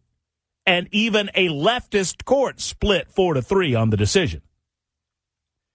If they wanted to give Donald Trump something that would benefit him in 2024 more than anything else, they could not have gift-wrapped him a better present.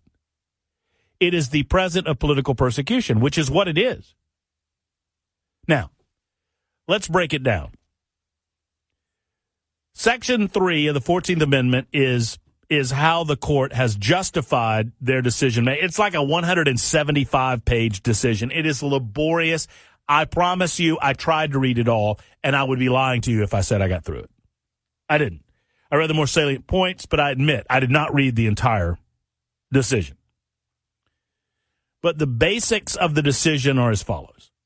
That because of the 14th Amendment and because they held in Section 3 of that amendment that there is a possibility of disqualification from holding office due to insurrection, that Donald Trump, based on the obvious insurrection that he was engaged in, everybody knows it. Come on, guys, January 6th, where you been? Once again, they think you're dumb. That Donald Trump cannot be on the ballot. Now, there are so many different ways to attack this decision. I'm going to start with the basics. Section 3 of the 14th Amendment of the Constitution, as written, is as follows. No person shall be a senator or representative in Congress or elector of president and vice president or hold any office, civil or military, under the United States or under any state who, having previously taken an oath as a member of Congress or as an officer of the United States or as a member of any state legislature or as an executive or judicial officer of any state, to support the Constitution of the United States, shall have engaged in insurrection or rebellion against the same, or given aid or comfort to the enemies thereof. But Congress may, by a vote of 2/3 of each house, remove such disability. Now, in what context was this section written into the 14th Amendment to the Constitution and ultimately ratified by the states? Obviously, we had just engaged in a major and bloody civil war, what is known as the Civil War. Americans, by the hundreds of thousands, had perished as a result of this war. While I am not here to relitigate the Civil War, I have no interest in doing so, there were many reasons why the conflict occurred, and many good men in good standing with their country chose to fight in favor of Southern secession. And in the aftermath of the war, those individuals, political figures and whatnot, went back to their quote-unquote normal lives, began to piece together their normal lives, and began to offer themselves to public service into the Union, into the Congress of the United States of America as a representative or a senator, into the various state legislatures. And those in Washington, D.C., who were attempting to work out the aftermath of the war and to piece together certain provisions that ultimately would become the 13th, the 14th, and the 15th Amendment to the Constitution of the United States, they saw these insurrectionists as they saw them, and I can completely understand why, from their perspective, they saw them as insurrectionists, coming back and serving in the same government that they attempted to rebel against and to secede from. And they found this to be distasteful, to say the least. And so Section 3, disqualification for holding public office, was written in an effort to force any individual wanting to participate in the government that they were attempting to rebel against and secede from. They would force those individuals to appeal to the Congress of the United States of America, the very body that many of them were trying to serve in, to allow them to public service. And the mechanism by which they would allow that is a 2/3 of vote of each house, of each body, the House of Representatives and the Senate. So it's pretty obvious those individuals who qualified under Section 3 of the 14th Amendment at the time that it was written, and it's pretty obvious to most rational human beings in 2023 why this was written into the Constitution. I just explained it to you. It doesn't take a brain surgeon to understand.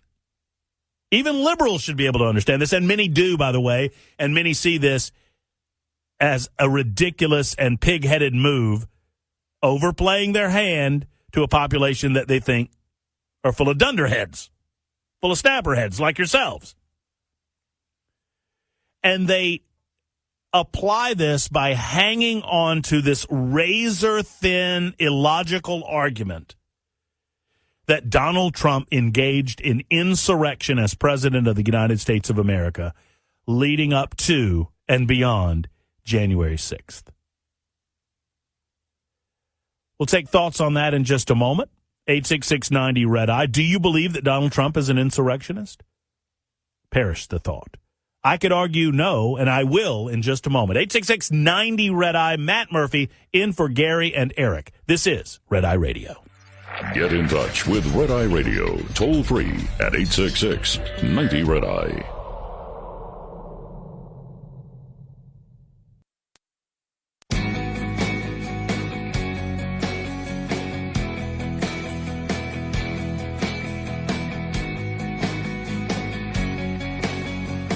It is Red Eye Radio. My name is Matt Murphy, in for Gary and Eric this day after Christmas Day, and a Merry Christmas season to each and every one of you. Happy holidays to those of you not celebrating the specifics of the Christian holiday. It is Matt Murphy from Nashville, Tennessee. You can find me in my regular place from noon until 3, Monday through Friday on Supertalk 99.7 WTN.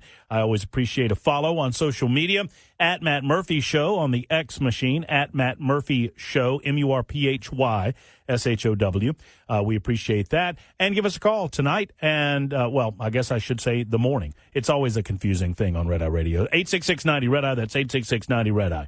Talking about the ruling in the Colorado case, which I consider to be a gift-wrapped Christmas present to the Trump campaign, if not the possibility of Donald Trump being the 47th president of the United States after being the 45th.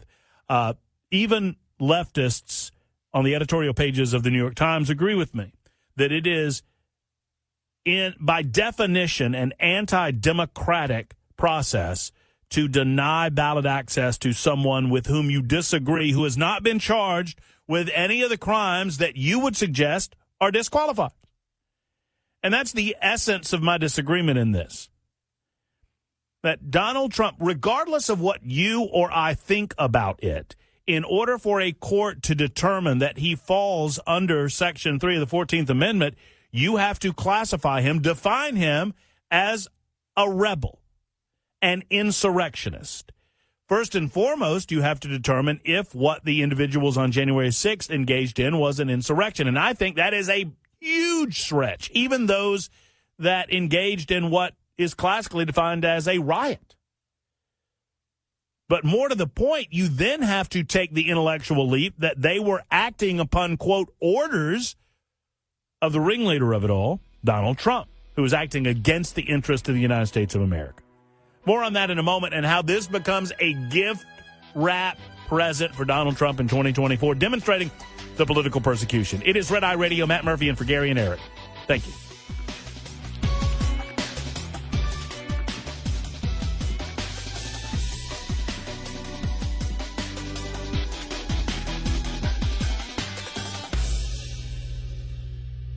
This is Red Eye Radio on Westwood One.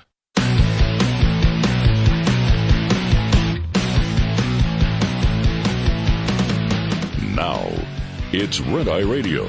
Talk about everything from politics to social issues and news of the day. Whether you're up late or you're just starting your day, welcome to the show. From the Uniden America Studios. For Gary McNamara and Eric Harley, Matt Murphy. This is Red Eye Radio. This is Red Eye Radio. Thank you, Gary. Thank you, Eric, for allowing me an opportunity to speak all across America and around the globe on Red Eye Radio. It is an honor.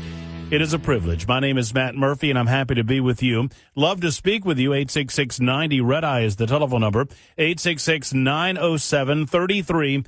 39. If you would like to speak truth to power and engage in a dialogue, we'd love to do that. We've been discussing, before I get into that, I'll remind you that you can find me on a regular basis, Monday through Friday, normally from noon until 3 in Nashville, Tennessee, broadcasting on Supertalk 99.7 WTN, one of the many, many fine affiliates of Red Eye Radio. And we appreciate whatever amount of time you're able to give me on a regular basis. 997WTN.com is the website.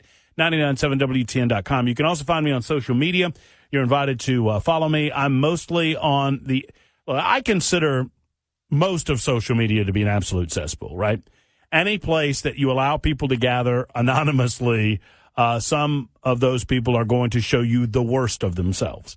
And this comes out in spades on social media. No location more so than on the social media platform formerly known as Twitter. Now I call it the X machine because I feel weird calling it just X. It feels odd to me. So I was a little bit flummoxed for a while as to how to describe where to go to me. And I just settled on the X machine. I don't know if it sounds good to you. It sounds good to me. But that's where I'm at mostly. Is it a cesspool? Yes. Is it just an absolute barrage of ill-informed and bad opinions and awfulness? Yes. Do I love it? I most certainly do. I get down there and I wallow in it. So follow me at Matt Murphy Show. That's MattMurphy Show on the X machine. I would appreciate that. Discussing the latest Christmas gift received by Donald Trump from the Democrats. This time it came in the form of a decision made by the Colorado Supreme Court. This happened during a week of time with my family. I spent last week with my family, and I'll be working this week. For many of you, it's the opposite. But I was covering this. I was following this even in my absence from the radio airwaves in Nashville on Supertalk. And I was fascinated by how oblivious many liberals are to the nature of how this is going to be received by the American public. What you are doing on its face, you are preventing the people of a given population, in this case Colorado, from the opportunity to speak of their opinion on this matter, of whether or not they believe that Donald Trump engaged in a form of insurrection against the United States of America. Now, for me, even saying that is ridiculous, but I'm bending over backwards trying to give their position on this the benefit of the doubt. And it makes no sense. No sense. In order for you to believe that Donald Trump is disqualified from any future public service or disqualified even from consideration, even if you believe, let me back up for a second, because there are many facets of this case that are just fascinating to me. Even if you believe that Donald Trump is disqualified to hold office, that still does not rise to the belief that he is disqualified from being on a ballot. You would tackle the disqualification from holding public office after the fact. And you would look at the Republicans and say, hey, guys, you could read the Constitution just like us. You're the one that put an unqualified person on the ballot in Colorado, dummies. But that's not what they're doing. That's not what they're doing. That would be one thing. It would be stupid, but it would be one thing. What they're doing is saying, because of their determination of what they believe, without a charge, I would remind you that Donald Trump has yet to be charged with insurrection. Even Jack Smith, in his comprehensive lawsuits in various parts of the country against the former president of the United States, even he understood not to charge Trump with insurrection because you cannot secure a guilty verdict. You just can't.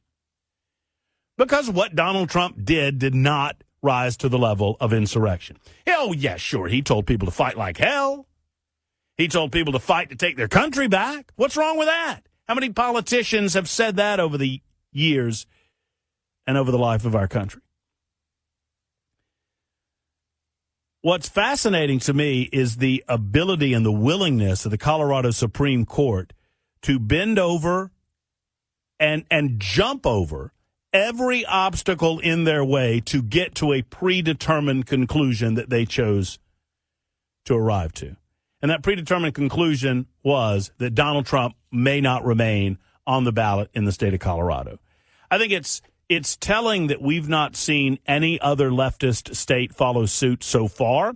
That might change in the next week or so. That might change in the next couple of weeks, but I doubt it. I doubt it because of the reaction to all of this.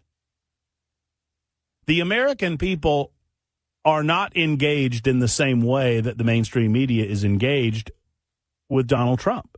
They do not believe that Donald Trump is an existential threat to the United States of America. And we are, frankly, a little bit tired of this song and dance by the political left on mainstream media. Every time you turn on, and God forbid you do, but if you turn on some of these awful organizations that I consider to be an occupational hazard, places like MSNBC or hashtag Never CNN or CBS, ABC, NBC, Washington Post, New York Times et al., it's the same old song and dance. Two storylines run concurrently with one another. One, that Donald Trump, this one guy, is going to be the downfall of the United States of America, that he presents an end to the American democratic experiment. And it's not just leftists saying this, it's rhinos alike. I mean, people like Liz Cheney and other establishment-based Republicans, when Donald Trump upset that apple cart, he broke their brains. He broke their brains. Trump derangement syndrome is real. And so they have desperately tried to make you believe over the last 6 years or thereabouts, 7 years, I guess, now, that Donald Trump is an existential threat to America, that America cannot survive Trump. They told us that we could not survive a one term of Trump. They told us that Trump would never leave office. They told us that he was an authoritarian or a totalitarian and that he would find a way to remain in office. None of these things ever happened.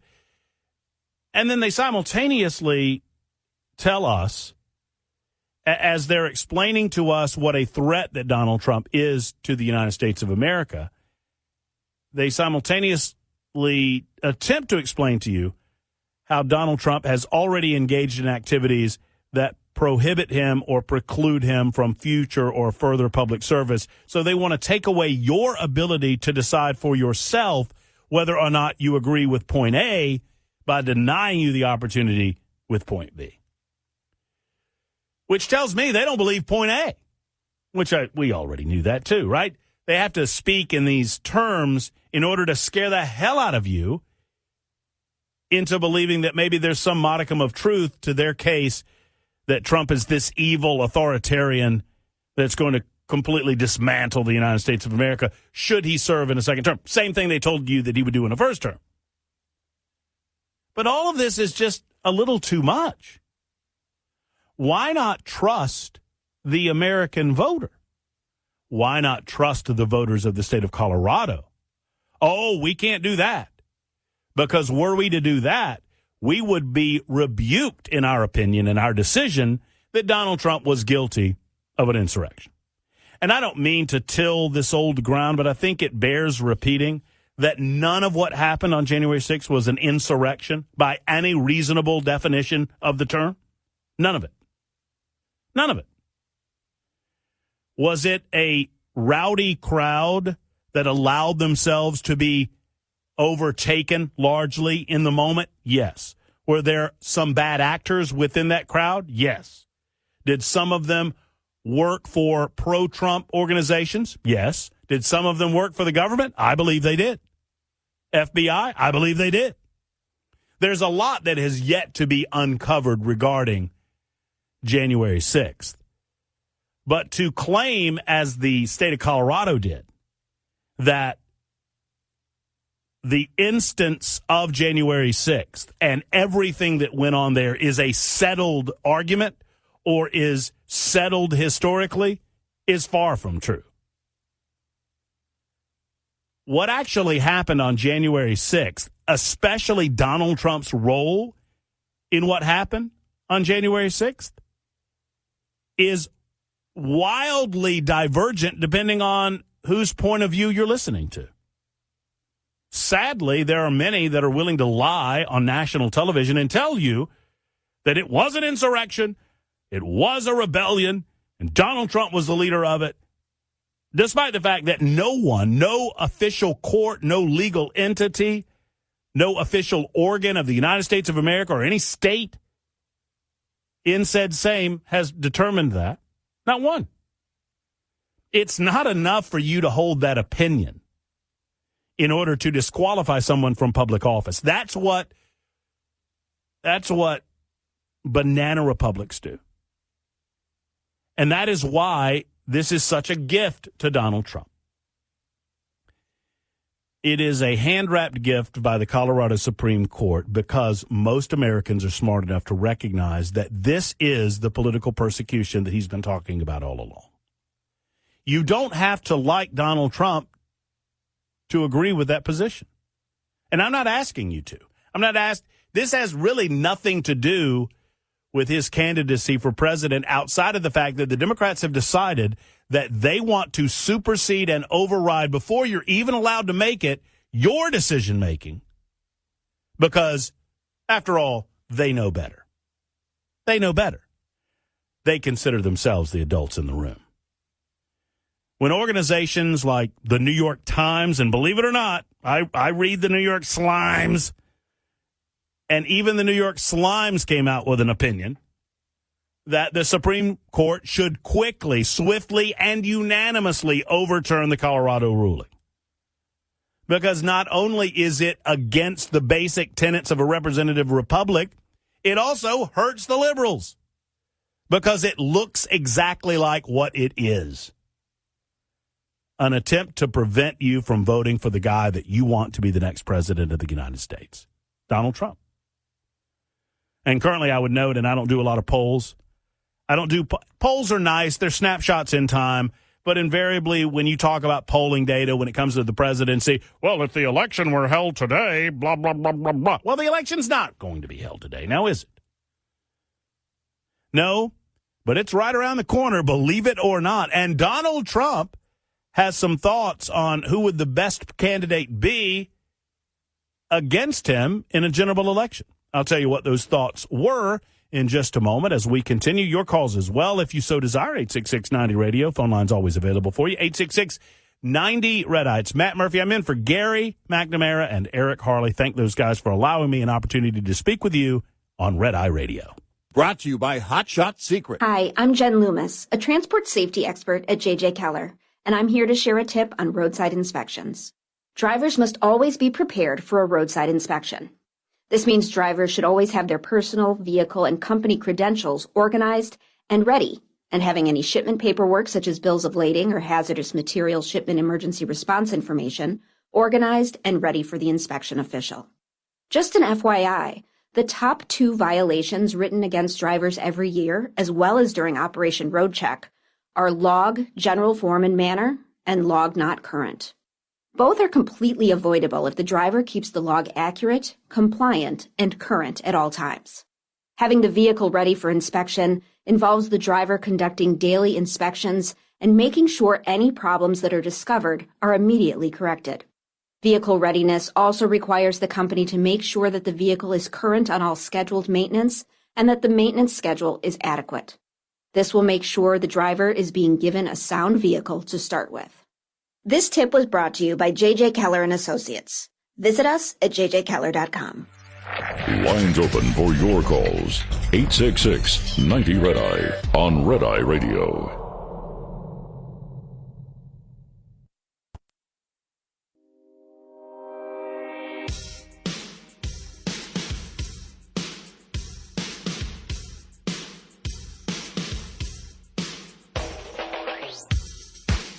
It is Red Eye Radio. Matt Murphy in for Gary McNamara and Eric Harley, and I thank you for being a part of our evening and our morning. I appreciate you allowing me to be a part of yours. 866-90-RED-EYE is the telephone number, 866-90-RED-EYE. If you'd like to be a more direct part of the conversation, we always appreciate that. Presents, Christmas presents abound from a political perspective, and we've been discussing what I think is the nicest political present any Democrat could give of Donald Trump during this holiday season, and that is this ridiculous, nonsensical ruling by the Colorado Supreme Court. 4-3 decision, liberal court, all for, in favor of. And I try not to do this because, look, I understand some president has to appoint every federal judge. And that does not necessarily mean that the federal judge in question is going to be a poor judge. But it does give us an indication as to how they view the Constitution of the United States, whether it was a Republican that did the appointing or a Democrat that did the appointing, And you get a good idea as to how the left views Donald Trump and how they view the Constitution of the United States based on the fact that they are appointed by liberals in Colorado. And so in a 4-3 decision, they determined that they solely can determine without a jury trial, without a determination by any court of law, without a charge, a criminal complaint by any court, that Donald Trump was guilty of an official rebellion against the United States of America, an insurrection against the United States of America. And for that purpose, and for that reason, I should say, they have determined that he is ineligible to participate in the voting process, even to be a candidate on the ballot, precluding individuals from voting. This is going to get to the Supreme Court in an expedited fashion. Every expert that I have read whose opinion I have any respect for whatsoever, be they liberal or conservative. I just mentioned the New York Times offered an opinion that this thing needs to be dispatched of quickly and it needs to be unanimous. But anyone whose constitutional opinion I hold in any regard whatsoever has determined the same thing. Which actually, honestly, and I don't know if you feel the same way, the conspiracy theorist in me, I fear this because these slam dunks somehow have a way of turning against us in some cases politically. But I would note that everyone says the same thing, that there's zero way that the United States Supreme Court is going to rule in favor of the Colorado Supreme Court. That once this gets at the Supreme Court level, and they are the body that now determines the appeal, that it will be overturned, and that Donald Trump will return to the Colorado ballot, and other states will not attempt to usurp the will of the Republican voters or the will of the people in a general election. Rightly so. But this is good for Trump because it showcases the cards of the political left. They barely try to hide them anymore. They don't have any respect for your voting. The political left doesn't have respect for your political ideology, for what you believe should or should not be the direction that this country goes in. They have zero respect for that. They want to move. Barack Obama telegraphed it years ago. The political left wants to fundamentally transform the United States of America. Those were his words. Barack Obama said as much. The 44th president of the United States said he wanted to transform the United States of America. How so, Mr. President? I believe that he desires, that's present tense, not past tense. Because I don't think that Barack Obama has left decision-making within government. He is simply the power behind the crown at this stage. But he wants to transform the United States of America by making it a more centralized form of government and a less free society. And you can't do that if there are pesky voters in your way. And there are. Matt Murphy on for Gary and Eric. I appreciate you. It's Red Eye Radio. Back in a moment.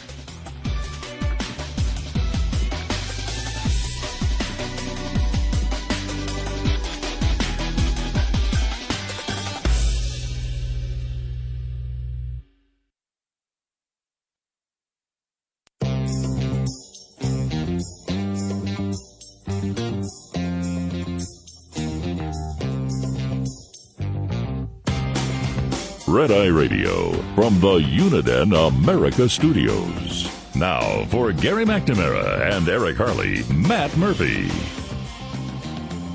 Thank you so much. It's such an honor to be with you on Red Eye Radio. I appreciate you. I'm broadcasting from Nashville, Tennessee. You'll find me normally from noon until 3, Monday through Friday, on Supertalk 99.7 WTN in Nashville. And I appreciate you giving me a listen. 997WTN.com is the website where you can find all of the details about yours truly. 997WTN.com. Let me inundate you with a couple of other numbers. You're invited to be a part of the conversation if you so desire. 866-90-RED-EYE, 866-97, well, let me do it right. 866-907-3339, 866-907-3339.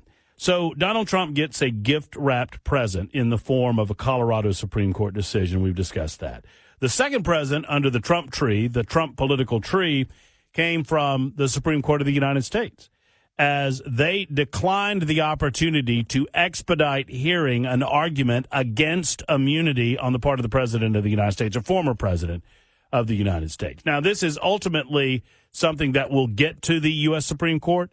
I have no illusions that the appellate court that will hear it first, because of the court's current decision, that they will ultimately side with Jack Smith, that the president doesn't enjoy unilateral immunity with regard to what happened on January 6th. However, the Supreme Court will eventually hear it, but they have no desire to expedite it in a way that is beneficial for Jack Smith. And Jack Smith, the special counsel or prosecutor in this case, he truly does telegraph the political nature of what he's trying to do by trying to speed this process up. That in and of itself is an indicator to me that this is a political prosecution and persecution as opposed to a criminal one, in as much as they held this case for 3 years. They had 3 years in order to bring this to a court. They waited to bring it in March of an election year, which makes it political in and of itself. Prosecutors have historically been loath to bring cases that might be perceived as political in nature or might have severe political outcomes as a consequence, even if the individual is exonerated in the case, which something I think ultimately Donald Trump will be. But Jack Smith is desperate to hold on to his timeline. And what is his timeline? If you've not been following as closely as some, Jack Smith is trying to secure a conviction for Donald Trump between the time that Trump wraps up the nomination process and the general election. What Jack Smith would like to say, I believe this with every fiber of my being. There's some that, oh, no, Jack Smith's he's just doing good work as a prosecutor. He's not a partisan man. Well, whatever. Give me a break. He's as partisan as the day is long. He wants to make sure that he doesn't do this too quickly, in as much as another candidate will take over in the role of the Republican frontrunner. Doesn't seem likely. Donald Trump will be, I would suggest to you, and I've been saying for a while now, Donald Trump is and will be the nominee. Now, that doesn't mean that I think Ron DeSantis is an enemy. I don't think Ron DeSantis is an enemy. It doesn't mean that I think Nikki Haley is Nikki Haley's not my cup of tea. I have too many disagreements with Nikki Haley from a policy perspective to support her as a candidate for president. That doesn't mean I think she's an enemy. But Donald Trump will be the nominee for president of the United States. What Jack Smith is attempting to secure is a conviction between the time that he's sewn that up and the general election. Why would you feel the necessity for your timing to be just so, if not for political reasons? Of course it's political for Jack Smith. But the courts were having none of it. They said, look, you waited this long to bring the case. There is a process here. There is not a real compelling reason why the Supreme Court should take over the process out of order. We're going to allow the appeals court to determine where they are on this matter, and at such time, we'll hear the matter on appeal. 2 wins for Trump, 2 Christmas presents under the Trump tree on this holiday week. Let's go to the phones, 866-90-RED-EYE. That's 866-90-RED-EYE. It's John's turn in Sherman, Texas, I believe. Hey, John, how are you? Welcome to Red Eye Radio. I'm doing pretty good, and you? I'm well. Thank you for asking. Merry Christmas.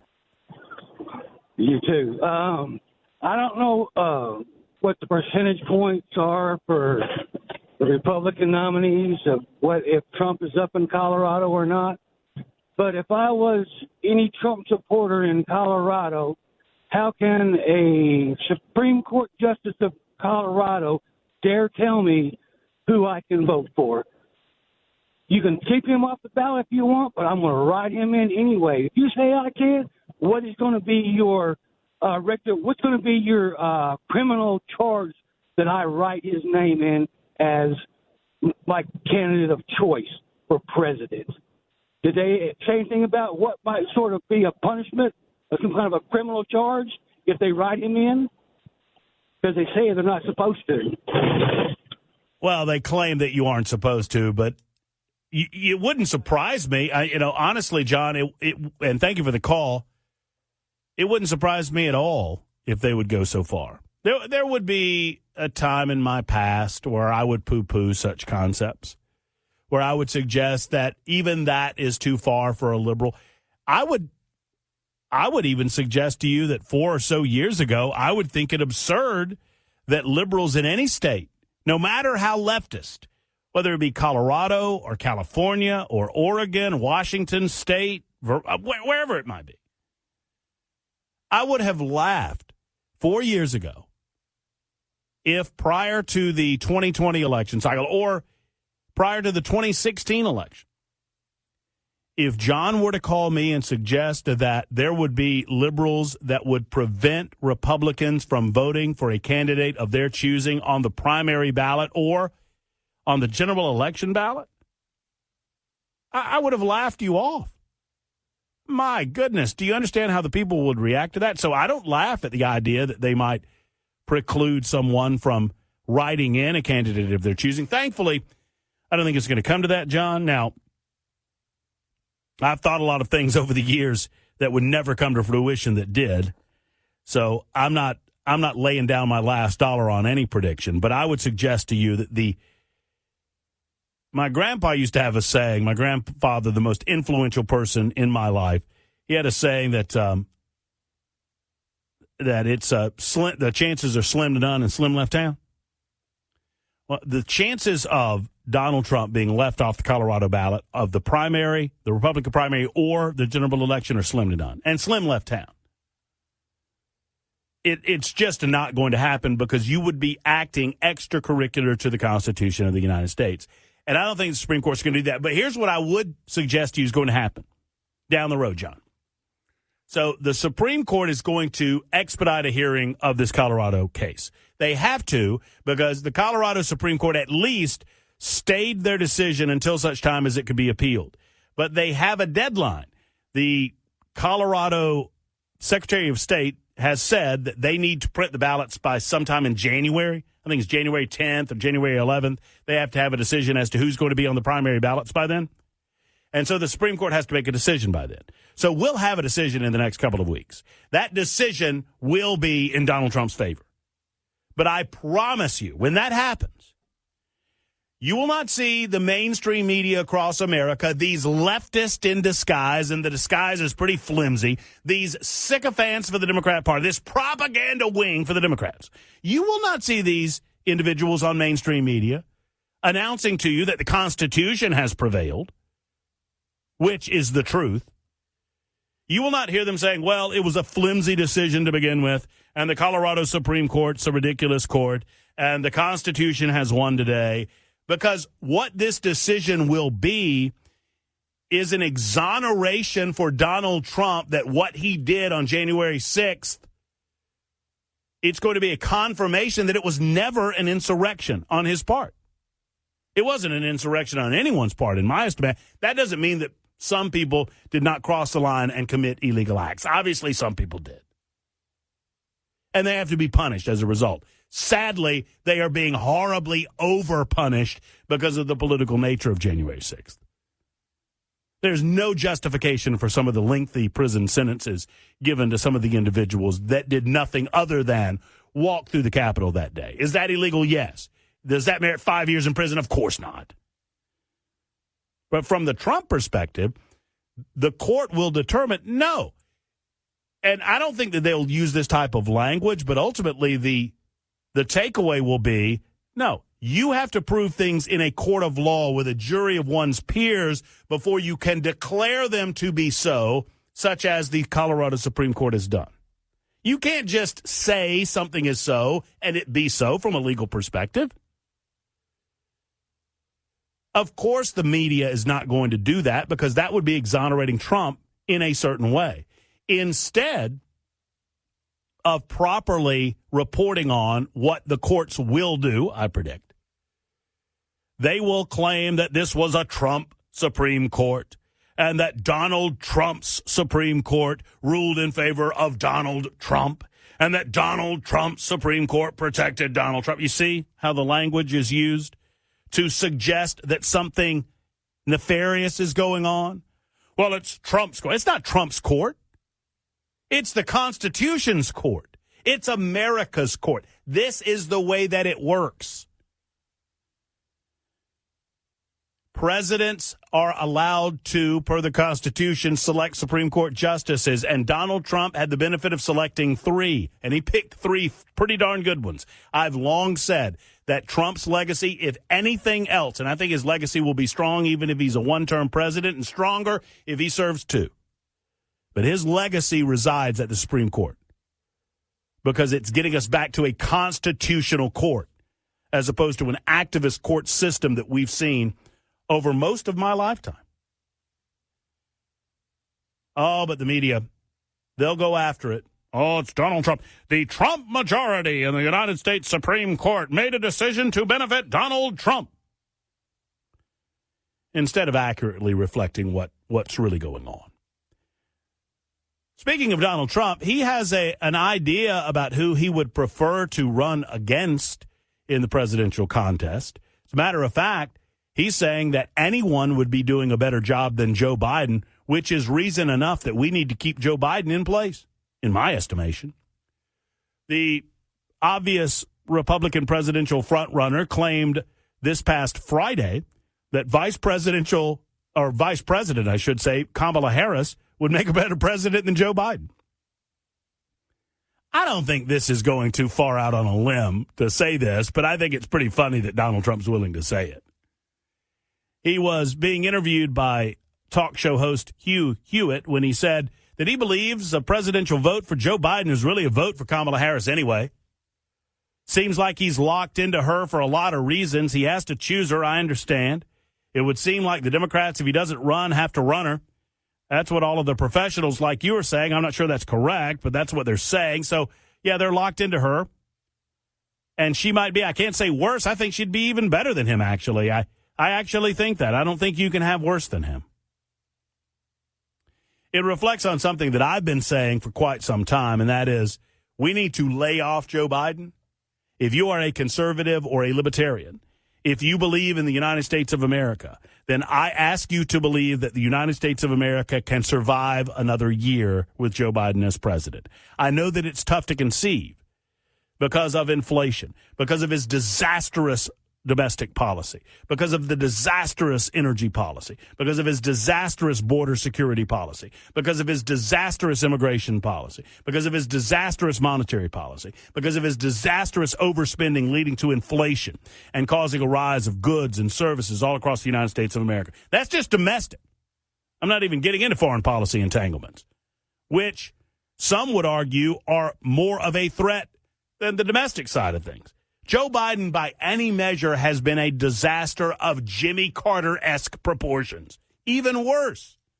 However, each and every one of us, I mean, outside of our personal core convictions and beliefs, each one of us should be praying for Joe Biden's health. I'll tell you why in a moment. It's time for a break. It is Red Eye Radio. Matt Murphy in for Gary and Eric. Red Eye Radio. Back in a moment.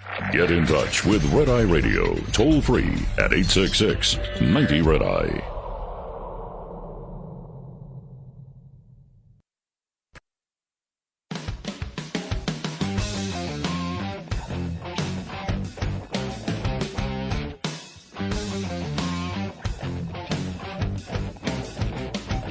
This is Red Eye Radio. Matt Murphy in for Gary McNamara and Eric Harley. Find out more about me. I'm in Nashville, Tennessee from noon until 3, typically Monday through Friday on Supertalk 99.7 WTN by going to 997WTN.com. That's 997WTN.com. And you can also find me on X at Matt Murphy Show. We'd love a follow at Matt Murphy Show. Follow me there. In for Gary and Eric, Matt Murphy. This is Red Eye Radio.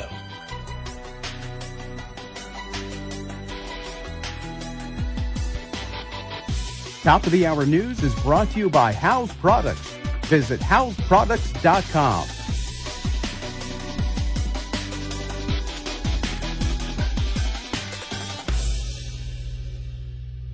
This is Red Eye Radio on Westwood One.